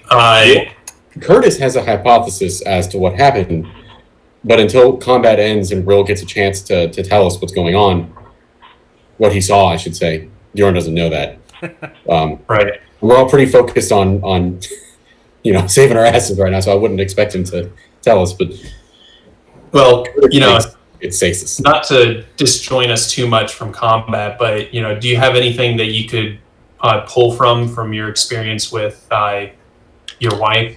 So how she fell and some of the things that happened there. Is there anything that you can pull from to, maybe stop this change or stop prevent it from going any further? I mean, the journal. What? The journal. Quailish's journal. Maybe we just have to shove it in her face. No, that won't do it. She told Bjorn everything, but I as Curtis, like, didn't write anything for that in his backstory. So you would have to tell me what she told me because I don't know. I gotcha. But she would have told him, like, what it felt like transforming and what did it to her.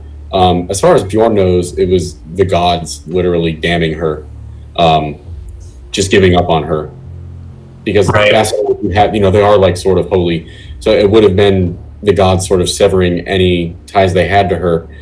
As Curtis, I think this is totally Saestus is doing. I don't know if Bjorn would have figured that out yet, since he doesn't know where she was in that vision. Right. So if she's in the process of losing her connection to her god, maybe that is something that you guys could work to stop. All right. She's in the process of losing connection to her deity. Great. Who is it? We don't know her deity. Bjorn is proficient in religion, if he would be able to, discern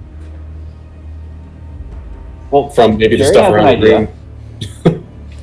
Jerry has an idea. If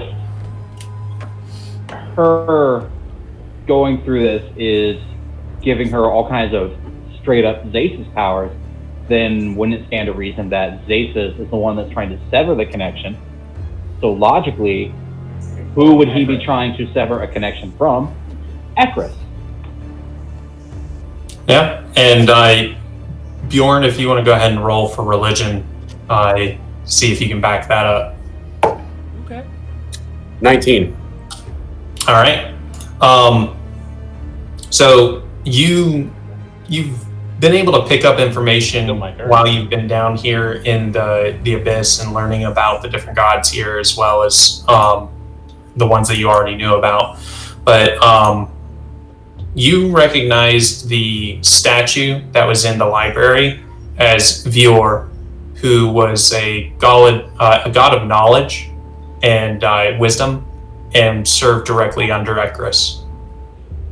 Okay. In that case, I'll yell to her. I don't know, we're really pushing the 6 seconds, so this will be my last thing I do. I'll yell to her, Bjorn has not given up on you. Don't give up on yourself. Find your strength. Believe. Do you want to do it since it's technically your turn? It's still my turn, yeah. Like, I'm gonna break out of the chains. What do I have to roll? Let's see. I guess you could try to brute force out of them, or if you have any kind of magic that you could use. What's that? Oil or slick or something? I mean, wait, Sacred Flame. Grease. It's somatic. It's vocal somatic. Ah, shit. Damn. Yeah, that's pretty. David's powers, and I am a cleric of Ekris. Right. Could I use my proficiency in religion to call upon Ekris to help? Okay. That's what I was Can gonna you do on tell my me how you do this? Give me some flavor. Like, now that I know that Odin is loyal to a god that serves Ekris, I bring my orb close to me, and I call upon Ekris to save one of her followers' children. I'm in battle against David, who's trying to sever the connection to one of your followers. Help me. Help them. All right. So we can fight. So, Yeah. At that moment, you don't feel the presence of Ekris, but you feel another presence very similar to Ekris. As there's just this strong, kind of a not yellow because that's kind of Ekris's color, but just a kind of a blue, a very relaxing, calming blue color that fills the room.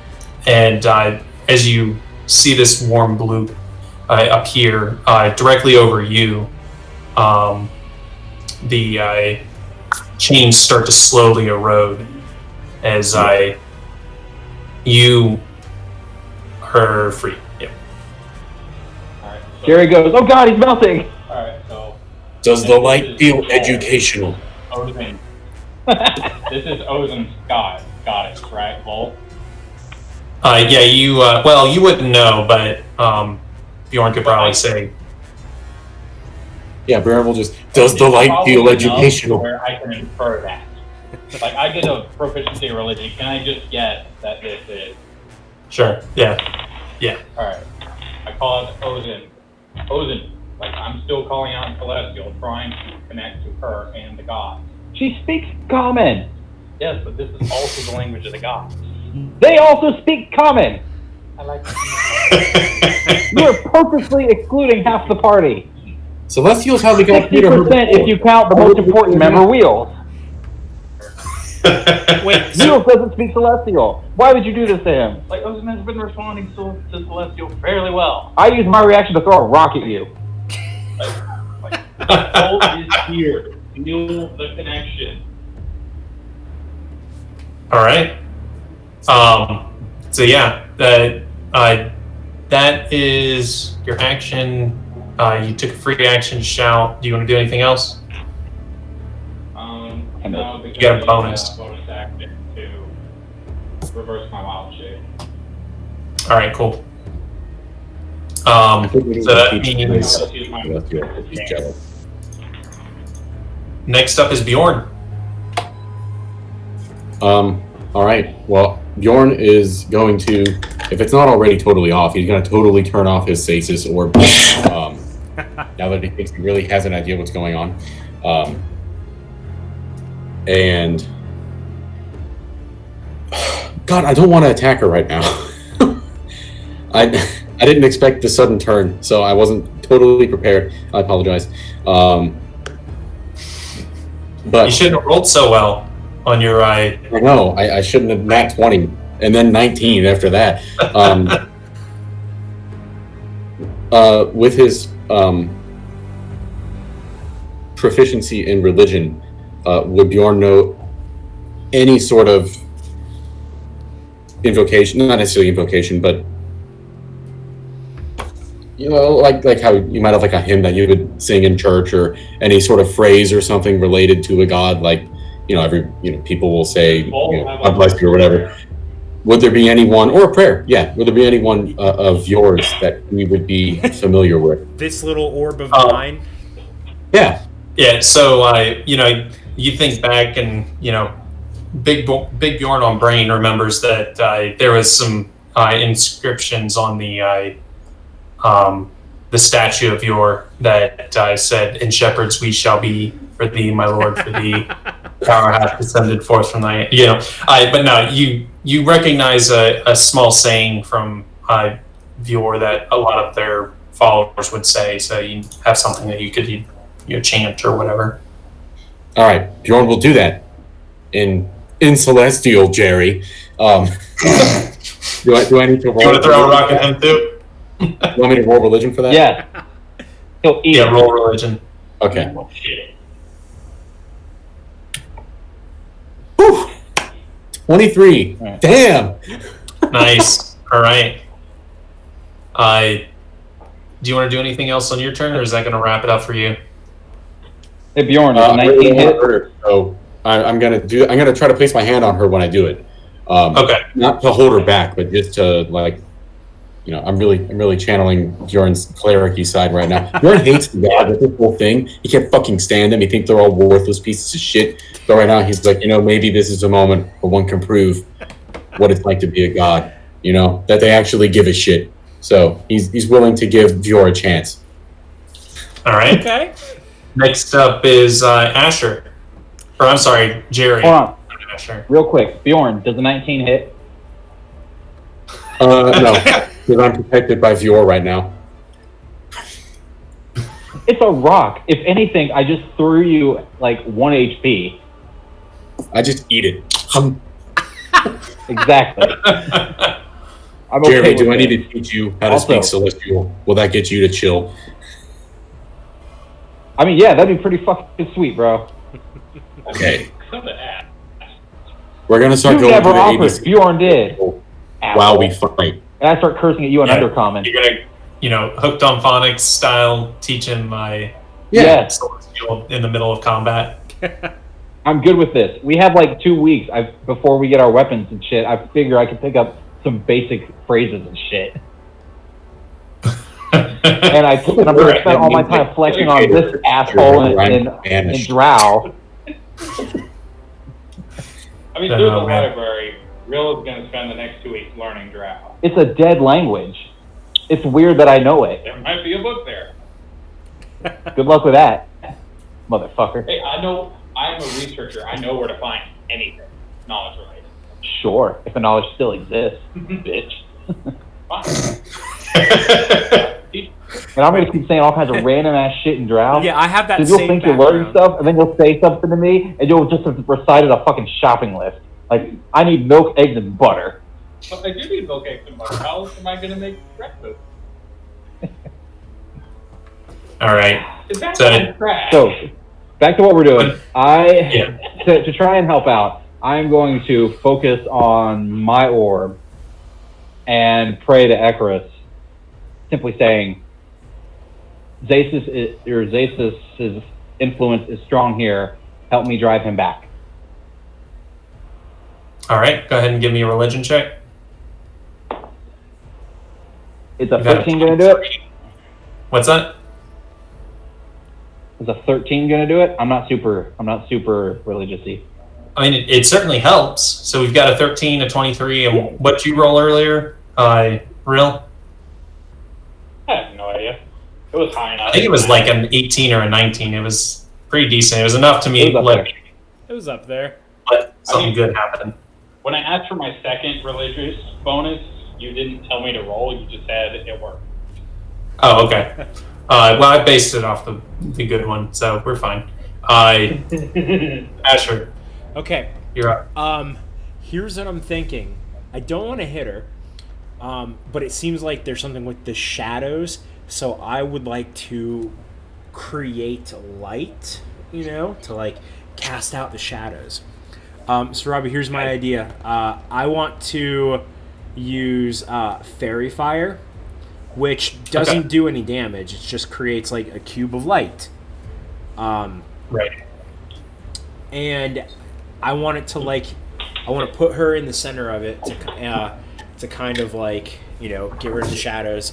But I would like to do a religion check to see if it can be special light instead of just Fairy regular fire light. highlights objects and people in.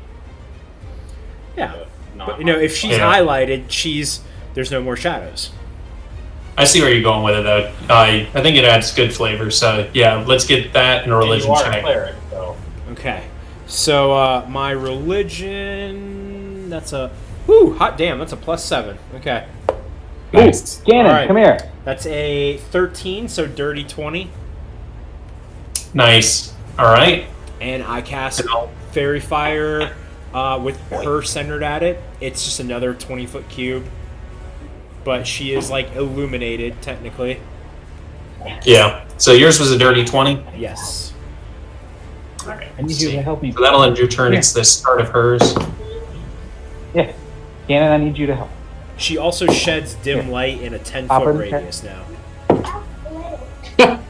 Just hop up in here real quick. All right.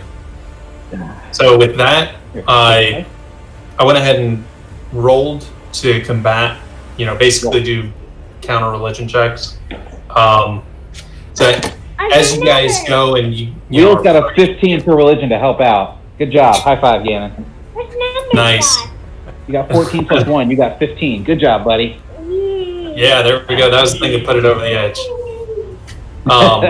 So you guys go and you're bringing the power of Bjorn into this this room. You are chanting Bjorn's. Sorry, Gannon just ran to the next room and went, doing everything you can to channel the power of Ekarus. At this point, you see just this incredibly powerful light just pouring down over Ozen as slowly you see the black and the shadows start to chip away at her, and all of a sudden she's just completely washed as all of the shadows are gone from her, and she collapses to the floor unconscious. Bjorn will catch her before she slaps her head into the concrete. Yeah, good call. She's like super bright right now too. Dying on her just in case, and then healing word. Yeah, I'm gonna like produce flame on the spider webs to like burn it away. Okay. I'm gonna go try and help Bjorn pick her up, but then I realize we can't move her. What? Ugh! I was gonna say if she did get restrained in the web, I'm like, all right, good thing she's the immovable. But she made it out. Yeah, she's got ridiculous strength, and she weighs a shitload. But anyway, so that ends combat, and she is passed out on the floor. At this point, I think it's only been 4 rounds, so it's been 24 seconds. And you see Marolk come running up the stairs as she's like, "What's going on?" Well, it's okay. I told you something was up. We literally just had a fight of gods. Like, Zace has had hold over her, but we were able to break her free, and I still think she hurt us more than we hurt her. Yeah, she did. I'm gonna take a seat on this chair here. I'm just sitting. Just chilling. Okay. Completely tattered and destroyed. But you're just like, yeah, this is nice. I'm at full HP, but I'm a little weaker. Yeah. I should get off the piano. Yeah. Over the course of the next... And that piano wasn't broken until he sat on it.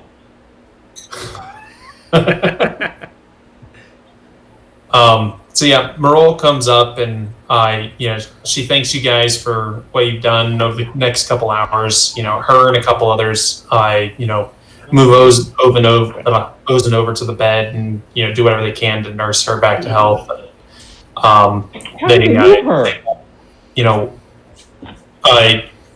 We thank you for everything you've done. Go rest up, and we'll meet up in the morning to talk this all through.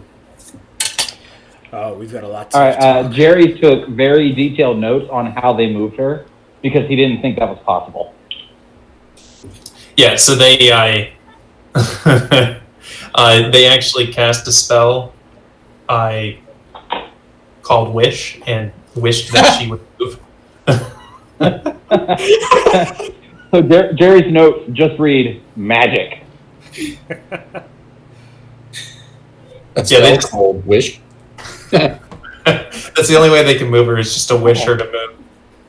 Oh, Bjorn watches what the fuck are you doing? I mean, guys, I can create Tensor's floating disc below her, and then it'll look like she's floating. They don't need that. I would say let's just put her on Snarler, but I think she's too heavy. It can hold up to 500 pounds. Yeah, I know. They can hold Bjorn. They can hold her. But that's okay. Let's go to bed. Yeah. You got it, big boy. I mean, what? Bjorn Bjorn's gonna turn in, but he's gonna have a pretty rough night of sleep because he's been sort of disavowing the gods ever since Thalea's whole fallen thing. And he always felt that they had abandoned him, and that's why he lost his shit and killed those people. So he's having a weird night as he sort of questions his some of his morals, but he does eventually drift off. Okay. Asher's gonna make a sleep real quick. So instead of because Jerry just needs 4 hours, instead of sleeping while we're here for the 2 weeks, I'm gonna spend my nights in the library looking for anything I can find on the old gods and the drow. Okay. So you're gonna spend your next, however long doing that. Did you guys anyone else have some things that you wanted to work on for your characters? If this is for the whole 2 weeks, then Bjorn is probably going to talk to Ozen about her stuff. Yeah. Yeah. Just No, because this is literally just for the night. Like, I'm not talking about the whole day here. Oh, okay. So Like, this you're is Jerry's alone time. I gotcha. Yeah, I think that'll be something we resolve over time. So we'll jump back into what was going on with this and finish up this leg of the story, and then we'll resolve that. The next morning you guys wake up. You go and get your continental breakfast, and are just hanging out in the bar. Constitutional breakfast. Jiro's very interested in the story. As you guys continue to kind of... How we just fought Ozen. Yeah.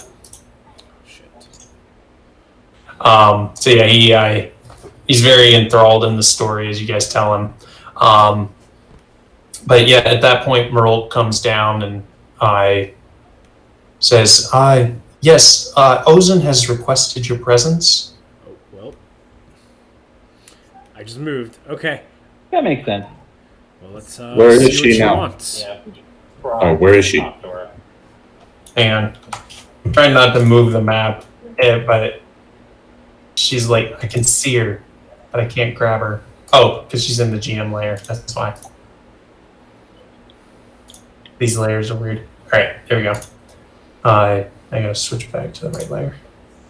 All right, so she's over, standing near the statue of Bjorn. I mean, I was going to say Rill is trying to communicate with Bjorn to try to get some info on Icarus and what this battle is about. Okay. Figured Is that your name? statue was a good start. So, you definitely feel like this sudden burst of,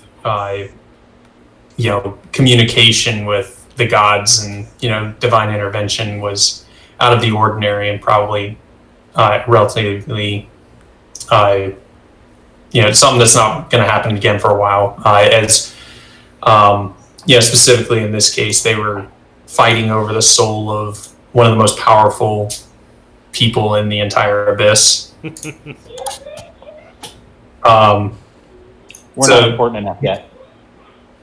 You don't really get a response as you beseech Bjorn and call out to him. But anyway, so Ozen's just chilling by this giant boulder. I make an offering of cheese. He immediately blesses you and Get 9,000 HP. yeah, there you go. But yeah, so Ozen's sitting there as she sees you all come and says, thank you very much for what you did for me last night. I know that, I've not been in my right mind since I've returned from the depths, and what you guys did for me last night was unprecedented and certainly saved my life. Thank you. Glad we could help. Yeah, no problem. Please don't hit me that hard again. She just kind of laughs and punches you. And you fall to the third layer. And I fly back 10 feet. You take 5d4. I don't know how much. I don't know how much you remember of last night, but I'm good with just being knocked back 10 feet. I don't know how much you remember of last night, but what I said was true. I've dealt with that sort of transformation before with my wife, and if you need to talk to anyone about it, I'm here. I appreciate that, and I may take you up on that. Though I do wish to ask you, you seem to all have an intimate knowledge of whatever it was I was fighting, and I was curious if you would impart some of that knowledge onto me. was up. So Rill powers up his orb and asks Bjorn to do the same, just to show the difference in energy. Bjorn will. Ozen is a paladin. She'd be able to pick that up. Bjorn will warn Yes. her turning his on to let her know that it's the same energy a similar energy at least, to what she faced last night, so she's not freaked out. Okay. Yeah, so she recognized it and was like, yeah, so what, you served this evil creature? This evil deity? No. I have this. So much as he made a fake oath of fealty with every intention of betraying. I have this more to keep an eye on him. I am a cleric expert. Hey, Rill, does a 17 hit? Shut up and let Bjorn tell his story. I mean, I was just gonna say, I have this to keep an eye on him. I saw an opportunity. I don't know if I made the right choice, but so far it's led me nowhere good. What the? Whoa. Are we alive? Who died? That was What horrifying. was that? I had no idea what that was. Did you not hear anything, What Curtis? was all that noise? No, so this happened when we used Google Meet for school. Sometimes from my end, there's just crazy noises because my computer has like 2 microphones for some reason. That's one of the reasons I like to use Discord, because they told me that it sounds like Megatron dying while orgasming. That's about right. Pretty accurate description. That was horrifying. That was pretty accurate. Okay, that happened at I the don't hear it. 1 minute, That's 1 why I hour, like to use 51 minute mark. So we can go That's why back I and like- remember this. That's why I Yeah, like to just use tag Discord, this 'cause they told me that Megatron orgasm. I'd say, but I haven't heard that from you before tonight. This is the first time. Yeah, that hasn't happened before. So, Yeah, I mean, it's not whatever often. you It does happen. don't do that again. I don't do anything to cause it. Oh, my It's goodness. because I lit up my Stasis orb. He was speaking to you Yeah. in binary. Megatron. So after Bjorn says that he's just keeping an eye on him, he doesn't know if it was the right call. I mean, I communed with Stasis shortly after Bjorn made his deal, and Stasis doesn't know. Or at the very least, he still thinks that he has control over Bjorn, because he asked me not to interfere with what he wants from Bjorn. And I've also been able to connect with Ekros a few times, so Ekros has been a little less direct. I was able to have a one-on-one conversation with Stasis. Ekros more just kind of shows me things. Like, she showed me Bond Druid, for example. Yes. So you've encountered Bondrud or just seen him through these visions? Let's call it both, because he definitely knew I was there. So I'm Jerry, but I'm not the first Jerry. That's why my jacket says 14 on the back. The original Jerry, who I refer to as Jerry Prime, was captured by Bondrud, and he has been making copies, one at a time. I don't know why, but I know he wants me to get to where he is, and he is waiting for me, which is great. And he seems to know where I'm going before I do. Yes, Bondrud is quite a troublesome character and very elusive. I would say sketchy ass mofo, but sure. That is a relatively accurate description as well. We've had conflict with him in the past. He is considered a member of the Delvers, which protects him from a lot of the things that me or any of the other whistles can do. And he is a white whistle, which basically grants him, the permission to do whatever he pleases. He is one of 5 white whistles, which I guess is 4 now, considering Liz is dead. Is that the woman I saw in that vision? Probably, they were close.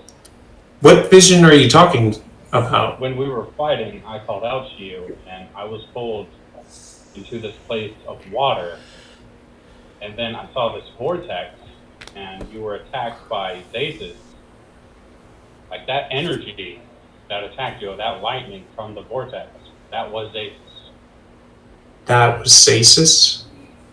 Yeah. Okay, I think it's starting to make sense then. I have very little memory of anything that happened after that particular vision you saw. But yes, me and Liz had made it down to I gotta remember what layer it was. Give me just a second. I think it was the 6th layer. I gotta double check. If it was the 6th layer, then How maybe did you survive your loss of humanity? Well, maybe instead of losing her humanity, she became fallen. Because she's not human. Mm-hmm. Okay. That tracks.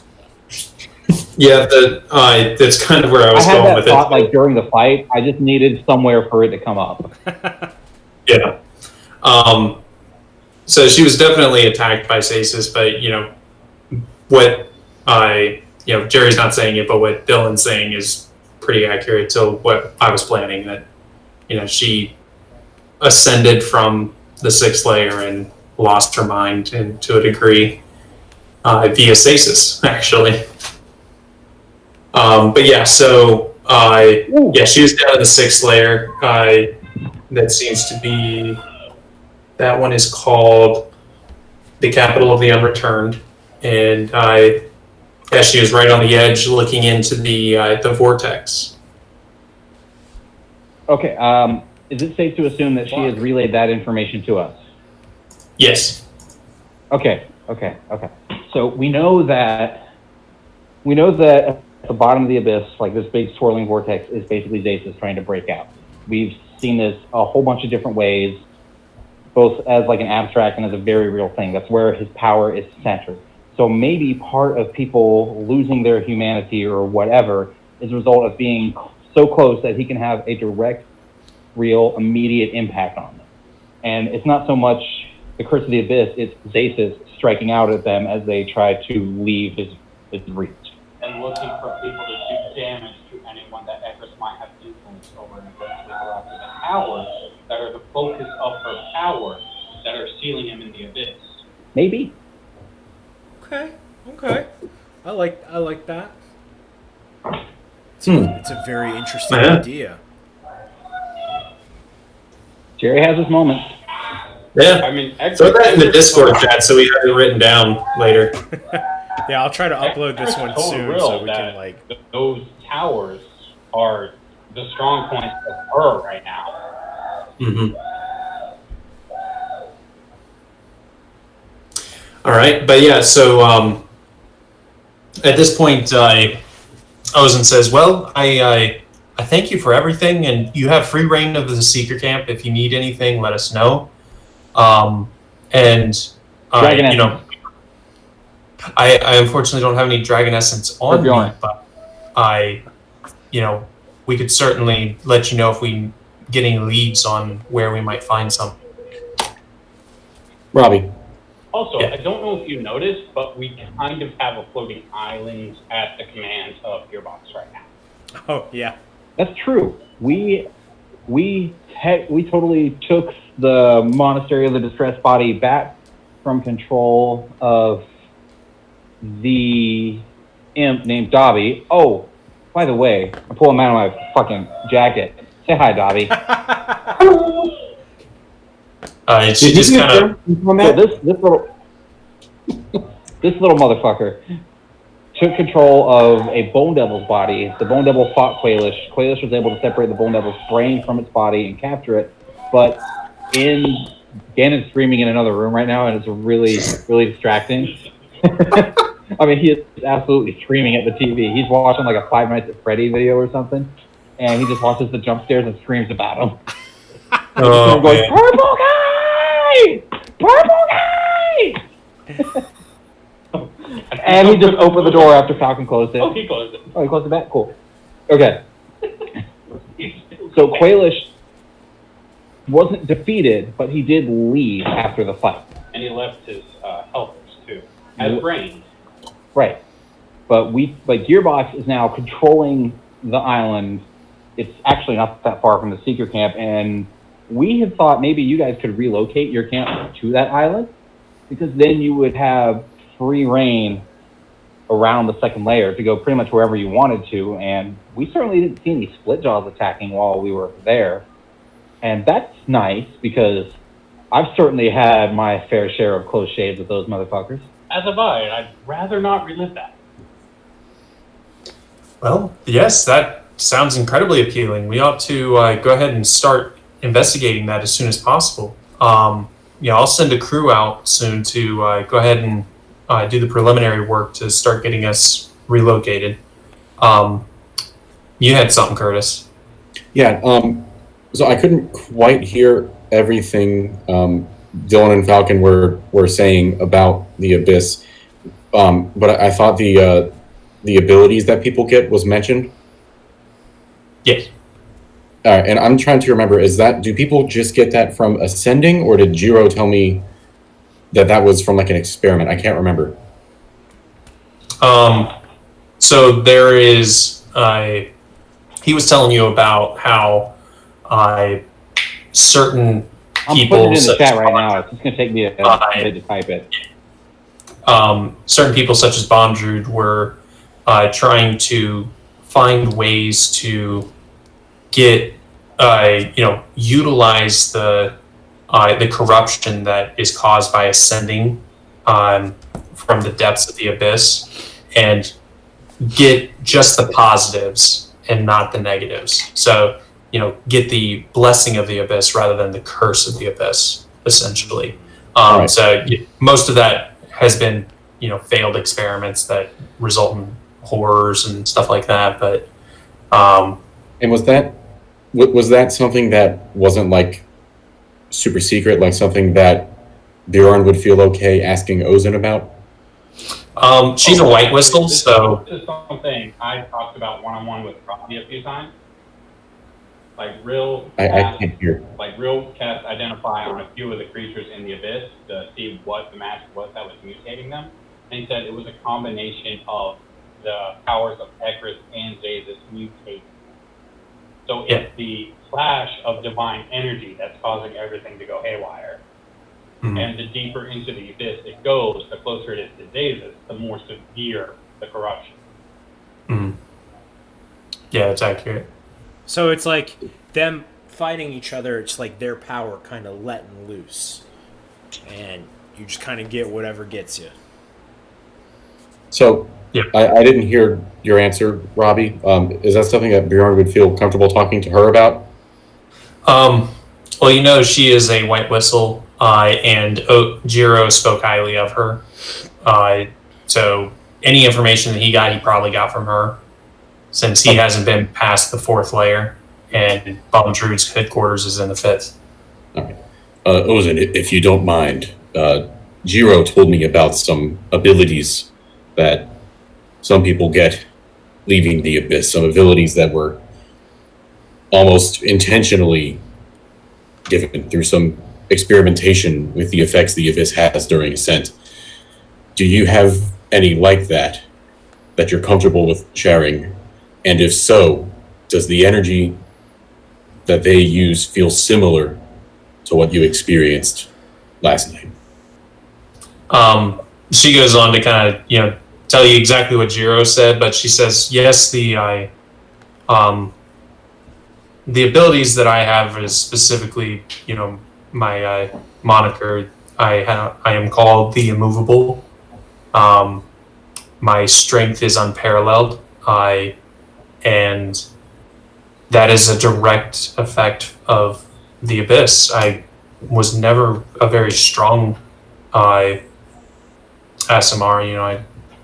I was normal in every sense of the term of being an SMR, but during my time here, my strength seemed to grow, and to give you kind of an idea of what that means in game terms, her strength is 27 right now. Holy shit. So... And what's her weight? If you would, 800. by curiosity, I'm curious if that effect remains after cleansing Stasis' influence on you. And he's just gonna put his arm up for like an arm wrestle just to test her strength. Just because I'm curious if she still has the effects of that corruption now that we've sort of cleansed her. Okay. We could roll for it, but I'll go ahead and tell you that she puts you through the floor. Okay. Cool. I see. If you were going to roll,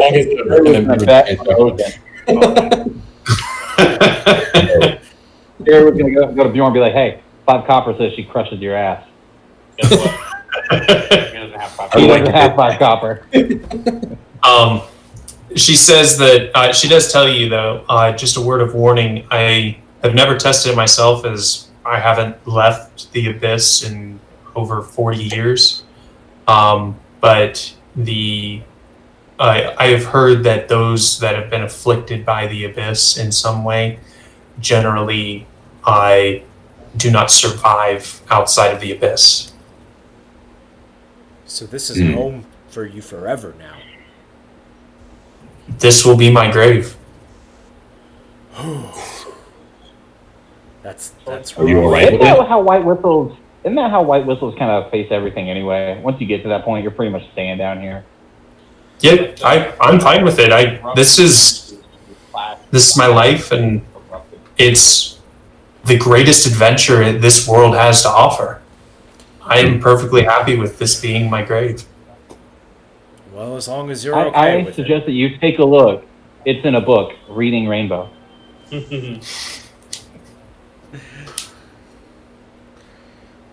But yeah, so she says, you guys are free to do whatever you like. If you need anything, let me know. Bjorn, at some point, if you would, I would like to speak with you later on today, whenever you have time. I'm free. All my stuff's in the shop. All right. She just says, I feel as though you have a lot of potential, but you have a lot of work to do, and I would like to offer to train you. Oh. I accept. It'll be a 6-month regiment. Are you guys okay with that? Wait, will we stay Well, here?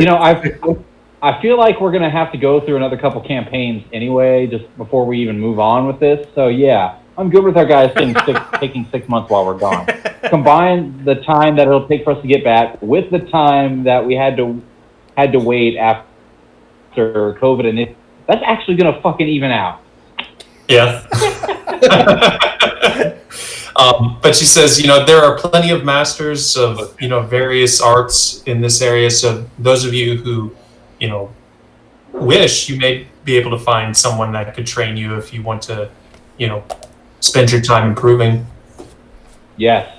Yes. So much. I want to be more roguish. Like, Rill offers his Orb of Egris to Ozen. Like, I am a cleric of Egris. Your God of Knowledge, your works with Egris. Do you have any information on who Egris is? I honestly had never heard the name Egris before you guys mentioned it.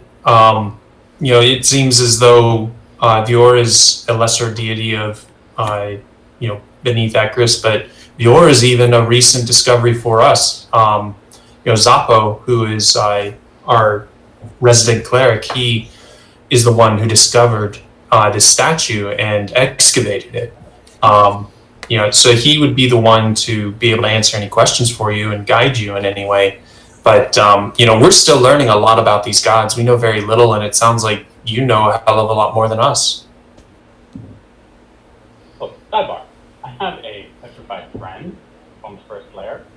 Is anyone in this camp capable of casting Greater Restoration? Yes, it would just cost money to send somebody up there to assist him. We have 6 months. Why couldn't we just send Rill up there to do it? I can't cast Greater Restoration yet. Yeah, but you can go up there and get your friend. I could do that. We now have access to an island that flies all over the second layer. We don't have to do the tree And the shit second anymore. layer has a giant ass hole in the content of it. The island could probably just... It doesn't go up and down. Yeah, it just, it's kind of like on this path, this set path that it follows. Yeah, but only You a don't little push bit. it really hard, but you have to have something to put his feet up against. It gyrates. No, Asher, that's just you.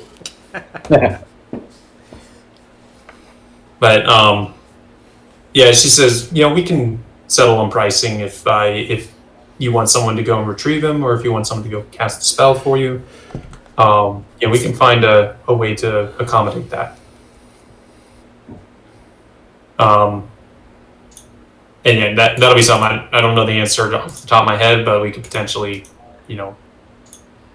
talk about money if you want to send somebody to go do it, or you can go there yourself. I mean, when I made a whole bunch of Molotov cocktails, like the first time we came to this camp, you said we got like 3 or 4 elf potions. Just basic elf potions for that. And that's like 200 gold right there. So I could make enough Molotov cocktails from the alchemy jar to fund that trip while I work with the Cleric or any resident druid. We are going to be here for 6 months. Also, if you flood the market with Molotov cocktails, they're going to become worthless. Then make other things. Yeah. I mean, yeah, you can make money. How do you guys obtain libations down here? Where do you get your wine and ale? Well, some of it's imported. We have it brought down. Some of it we make ourselves. But how does this wine taste in comparison? And that's from... Because I'm just carrying it. I don't know why. I'm an alcoholic now. Pour it in a little cup I have. You don't know why you're an alcoholic? This was your idea. Fucking bone devils, man. I thought it was Bjorn that did this. Giant Bjorn, giant bone daddy. Not a good combination for a druid who's never seen something like this before. Things stay the same. Size, they do. You change size all the time when you wild shape. They change species. There's a difference. Those things change size. They didn't change what they were. They changed how they were. Can you change into different sizes of the same species? No. Can you be a giant rat instead of a swarm of rats? That's a different thing. A giant rat is not a swarm of rats. I can't be a swarm of giant rats. But if you're a swarm of rats and they kill all but one rat, you're one rat. And then if you wild shape into a giant rat, you change size as a rat. No, I wouldn't wild shape from a singular rat, a swarm of rats to a giant rat. I would either be a swarm of rats or a giant rat. All right, hold on real quick. So when does training begin? Yeah, this is happening. 25 for sleight of hand. I took his alcohol during all of this. I was giving moves in. Yes, I took it. Bjorn, you can go ahead. Like, how does that wine taste in comparison to what you have? What? Because I said you can assume that you guys start like right I want to find someone to train me to be more roguish. Dope. Tells you you can potentially speak with Simred. He is a skilled warrior, or you could potentially speak with Jiro, as he's also rather roguish, I guess you could say. Go with Jiro. All right. I'm definitely talking to Jiro. He's my homeboy. And then Asher, do you have anybody you wanted to hang out with? Yeah, I'll hang out with the librarian. Olga for Olga? Yes. Nerd. Oh yeah, my baby mom. He's a wizard. He has to study to get better. Yeah. Yeah, my current spell And book, frankly, he could brush up on his doctor shit too. yeah, my spell book right now is my old college medical book. It's the 2nd edition, so it's out of print. I've just been writing my spells in the margins. So I need a fresh book to copy this over into. So I have a question about the training. Reverse tentacle isn't a spell. It's pathetic. Just so I know for how I'm imagining it, is this like the Rocky montage training, or is this the make a man out of you training? Man out of you training. Oh, hell yeah. That Move on, yes. God. Yeah. Oh my goodness. Please tell me Jiro is as hunky as Captain Shang. Oh yeah. So Asher, you have Marol come up to you and say, yes, I've had Sindri request your presence. As today is day 3 of the time that he said that he was going to look into messing with your weapon. Oh, well, I'll go take a look. I'll see what he's done for me. And I go to Sindri. There he is. Whoop, whoop, too much. All right. So Sindri says, there you are. So I was looking into your weapon, and I can augment its abilities, but I need components to be able to do it. So what I'm thinking, I can improve your weapon. I can fuse your orb into the weapon itself, making it kind of like your spell casting augmenting thing, whatever you wizards use, I don't know. Oh, my focus. Yes. Yes, that thing. He says, but specifically, the power that I think I could grant you is make you a better caster within combat. A warcaster to a degree. The price of achieving this is incredibly steep. I need a minimum of 2 magical items that I can break down and be able to fuse into this piece. I really only need them for the magical components. I don't need specific abilities. It doesn't matter what they do as long as they're magic. And then I will need about 1,500 gold. Okay. But once I completed this, you will be a much better caster in battle. And so basically, in terms of game mechanics, he's saying he can create this weapon that, while you're attuned to it, you have the Warcaster feat. Damn. Hell yeah. Pretty badass. That is. How many magical items do you have, Vinny? I don't know. I was gonna take that feat later on, but you know what? I've got You can just I've got a few things.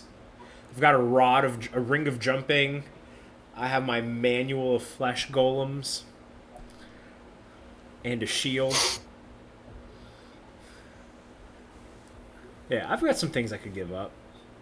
Is he asking me like right now? Do you need the answer right now, Robbie? He says, yes, I need the materials now if I'm going to get started. Okay. It's going to be a very long process of breaking these pieces down and rebuilding. Okay, I don't think the manual of flesh golem really counts.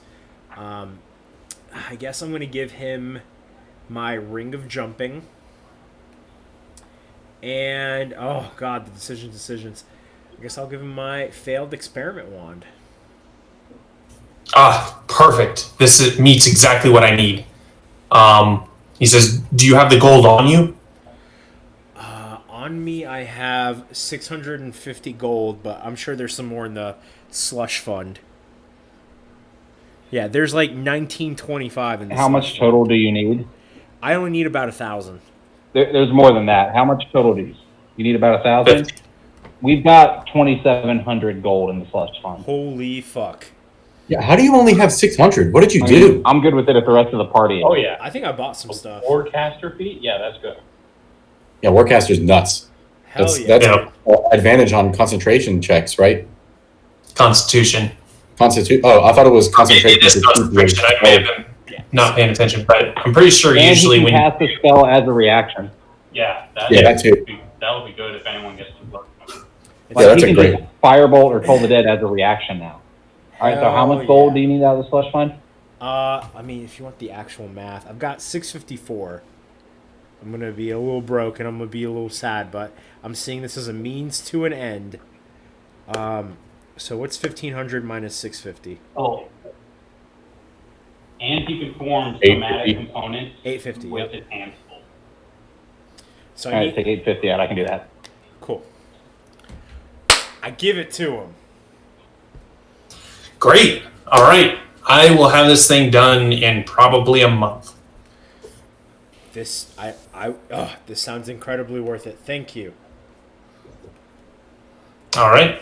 And so yeah, he goes back to work. Yay, slush fund. I told you it would be expensive. Yeah. No, that's worth So it. is there That like is a- definitely worth it. Hell yeah. Is there like a cleric or a druid Rill could talk to? Yeah, so they, anytime you ask about, someone that might be clericy or druidy, they always point you in the direction of Zappo, the dwarven cleric that they have there. He is probably the only one. He's the only cleric. They don't have any druids really, but he's one of the subterranean bandits. So this guy, her. Yeah, Zappo's right here. He's in the library talking with Olga.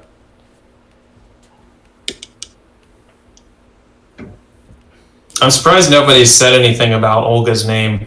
Olga for Olga. Yeah, it's straight from the Umbrella Academy. Oh, I don't Haven't think seen I'm it. there yet. Ah, Seen it. When it clicks, Yeah, I'll it's- let you know. yeah, when you guys see it, you'll get it. It's pretty hilarious. I'm a pretty hilarious guy. Oh, of course I am. Once you guys understand my jokes, you'll think I'm so funny. My humor's huge. Hugest humor. Oh man. But yeah, I mean, we've kind of worked through everything. So unless you guys want to just kind of play off some of the conversations with these characters, I don't have much left to burn through.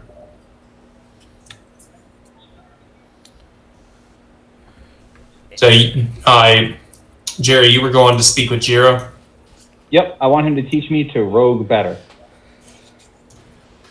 All right. So Jiro says, well, I appreciate you coming to me. I can certainly teach you some things. I hear that Ozen's taken a liking to Bjorn, so I figure he'll be gone for a while, but we could potentially, spend some time out in the second layer. I'll show you a few tricks here and there.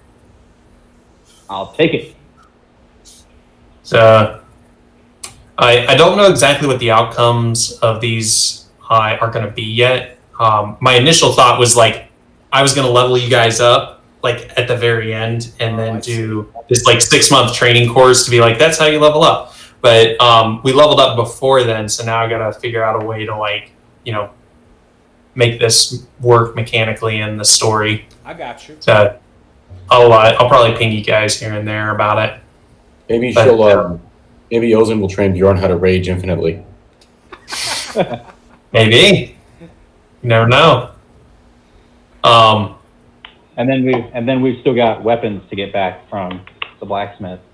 Right. And then I was kind of just hoping for my crossbow to turn into a venomous bow. yeah, I mean that's essentially what it's going to do, but it just kind of passes the venom onto the bolts that move through it. Right, that's basically it. Yeah, so that's cool. I looked at the item and it says this weapon creates a poison that can be applied to ammunition fired. Mhm. So Ash, are you going to talk to Olga? Yes. Hello, Miss Olga. I hear that, you're the librarian here, yes? Oh, hello! Yes! Oh my god. Tell me, what is your most important book, and I'll start there. Oh, the most important. No, I'm not doing that anymore. Everybody poops. Everybody poops. The most important except book the Queen, the British version. Is there right? What's that? I didn't hear you. I was just saying, the most important book, there is no most important book. They're all incredibly important. This is our knowledge. Okay, well, what's your favorite book? I'll start with your favorite. Keep these conversations enticing. This one here, it's called Twilight. It's an incredible read. I think you're really enjoy it. Oh, nonfiction. Fantastic. I love it.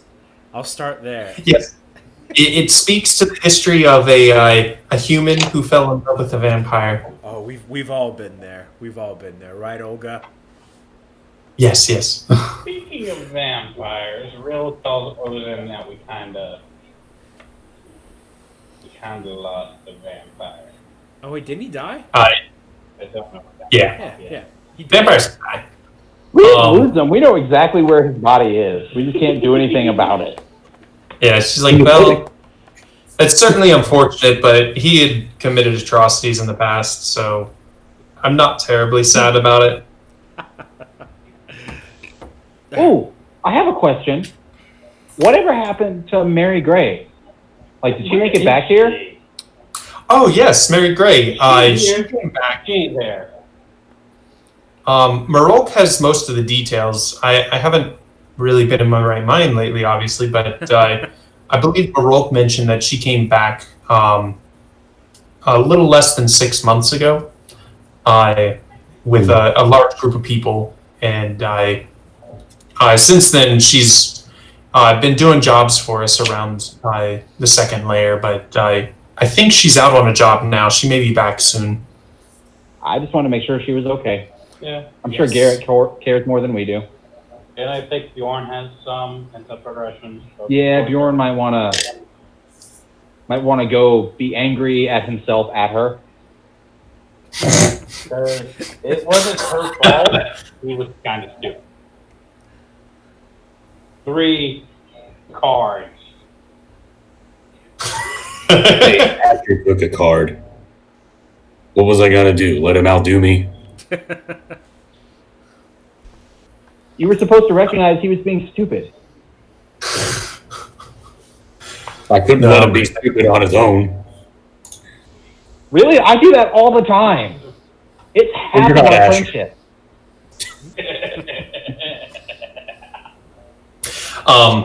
So yeah, Asher, you Olga actually kind of points you in the direction of some useful, more scientific documents and scrolls. You have plenty to work with for the next few months. Nice. And then what did you want to do, Rill? Talk to the Zappo? Cleric. Yeah. So Zappo comes up and this dwarven man with strange bifocals, seemingly too large for his face, says, yes, thank you so much for everything that you've done for our leader, Rosen.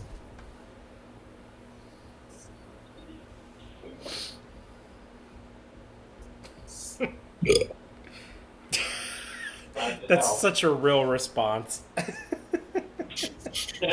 Just awkward silence and then a burp. Still kind of an alcoholic right now. Nothing really big. Anyway, Rill shows the orb of Egress. He's like, I need to strengthen my bonds. I need to pull this power into myself or into my weapons somehow. The deeper we go, the danger will fade. And I see. Access the power path. Yes, I see. I will pass on any and all knowledge that I have of Bjorn, which I know will be helpful, in part to give you information on that, Chris. And then me and you can spend time in prayer, devotion, and tap into the powers of the greater ones. Can you show see them how to there? Could I use that orb to upgrade my quarter staff or whip or some other weapon that I'm proficient in? So if you're wanting to use it to augment your weapon, I'm not looking for the Wardcaster feat specifically. Good. I'm not Right. rolling out that much from the slush fund yet. Again, for the same thing. No, I still have my currency is at 941 gold. Okay.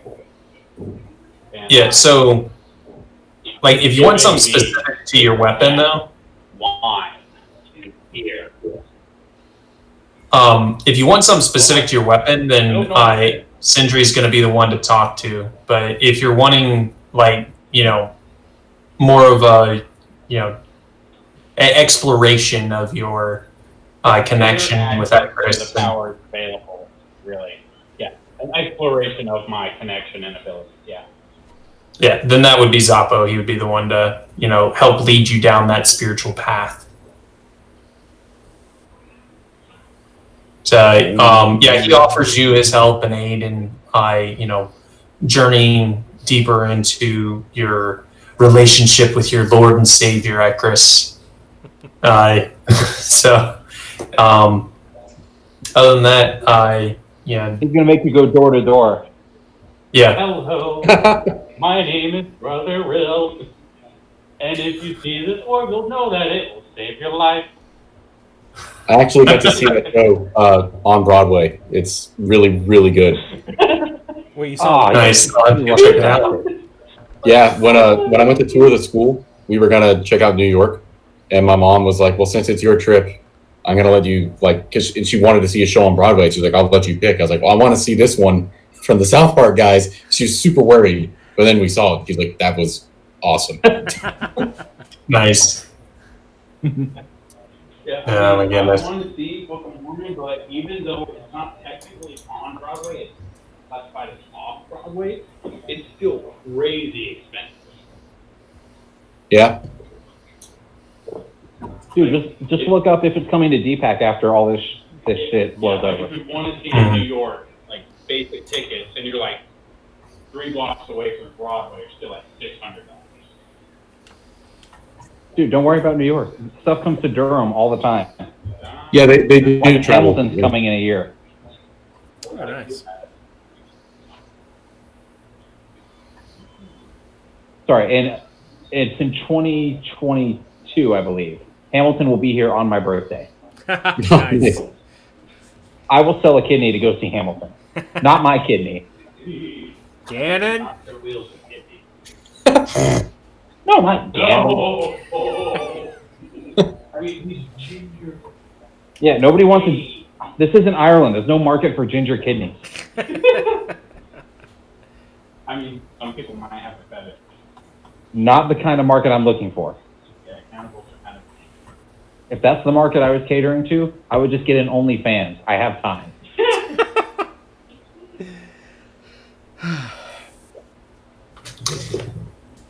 All right. So other than that, I'm out of things to do for you guys. I think we'll call it there. Cool. That was a fun session. Cool. Robbie, Yeah. Very good. are you still going to be good? Or do you have something for next week? Like a continuation? Not really. I mean, if you guys want to continue down the story, the next thing's going to be resolving, that 6-month, time skip. Yeah. And then, after that, 6 months time skip, we should have time to just talk one-on-one over little things that happen. Dude, this is going to be our second 6-month time skip in 3 sessions. Right. yeah, it just happens constantly to you guys. But so before anybody knows it, we're we're all going to have save mode and the Renegon. What'd you say, Robbie? I said I'm gonna work to asynchronously communicate with you guys, so I'll do it like over Discord and stuff. Cool. I was kind just of curious resolve. if you wanted like if this was like the point of us switching over, so like Curtis would DM next, and then we pick up with me, or I was just a little curious about that. Yeah, that's what I'm thinking. Because I mean, I could, but I don't. I think it would be best to like hold off until the next, next time we start a new arc in this campaign. Because I think the next thing we're gonna do for my story is you guys are gonna go to try and find Quailish, and then proceed down to the 4th layer. Very cool. Yeah, I'm ready to do a one shot next The week. 3rd is a great drop, dude. Okay. Anybody who hasn't told me about any gear they might want to find in the armory as they rush out of the castle while it's still under siege, let me know. Oh, okay. Yeah, I need to do that. Yeah, we're gonna work on that. I just want to get a couple short swords. I assume I can find that. Yeah, I want a lance, but that's probably just. I'm sure. So I'm just looking for absolutely basic gear. it's not you're not going to be able to get like really an advantage on what you have now. You just get to find like really nice versions of stuff. It's not you're only hitting level 2. It's not like, hey, let me get a +3 vorpal sword. Can I have a laser pistol? Yeah, I just want to go from the Don't one even. dagger I started with to 2 short swords. Yeah, that's fine. All right, guys. Well, Yeah. I'm out. All right, boys. Adios. Talk to you later. Later, guys.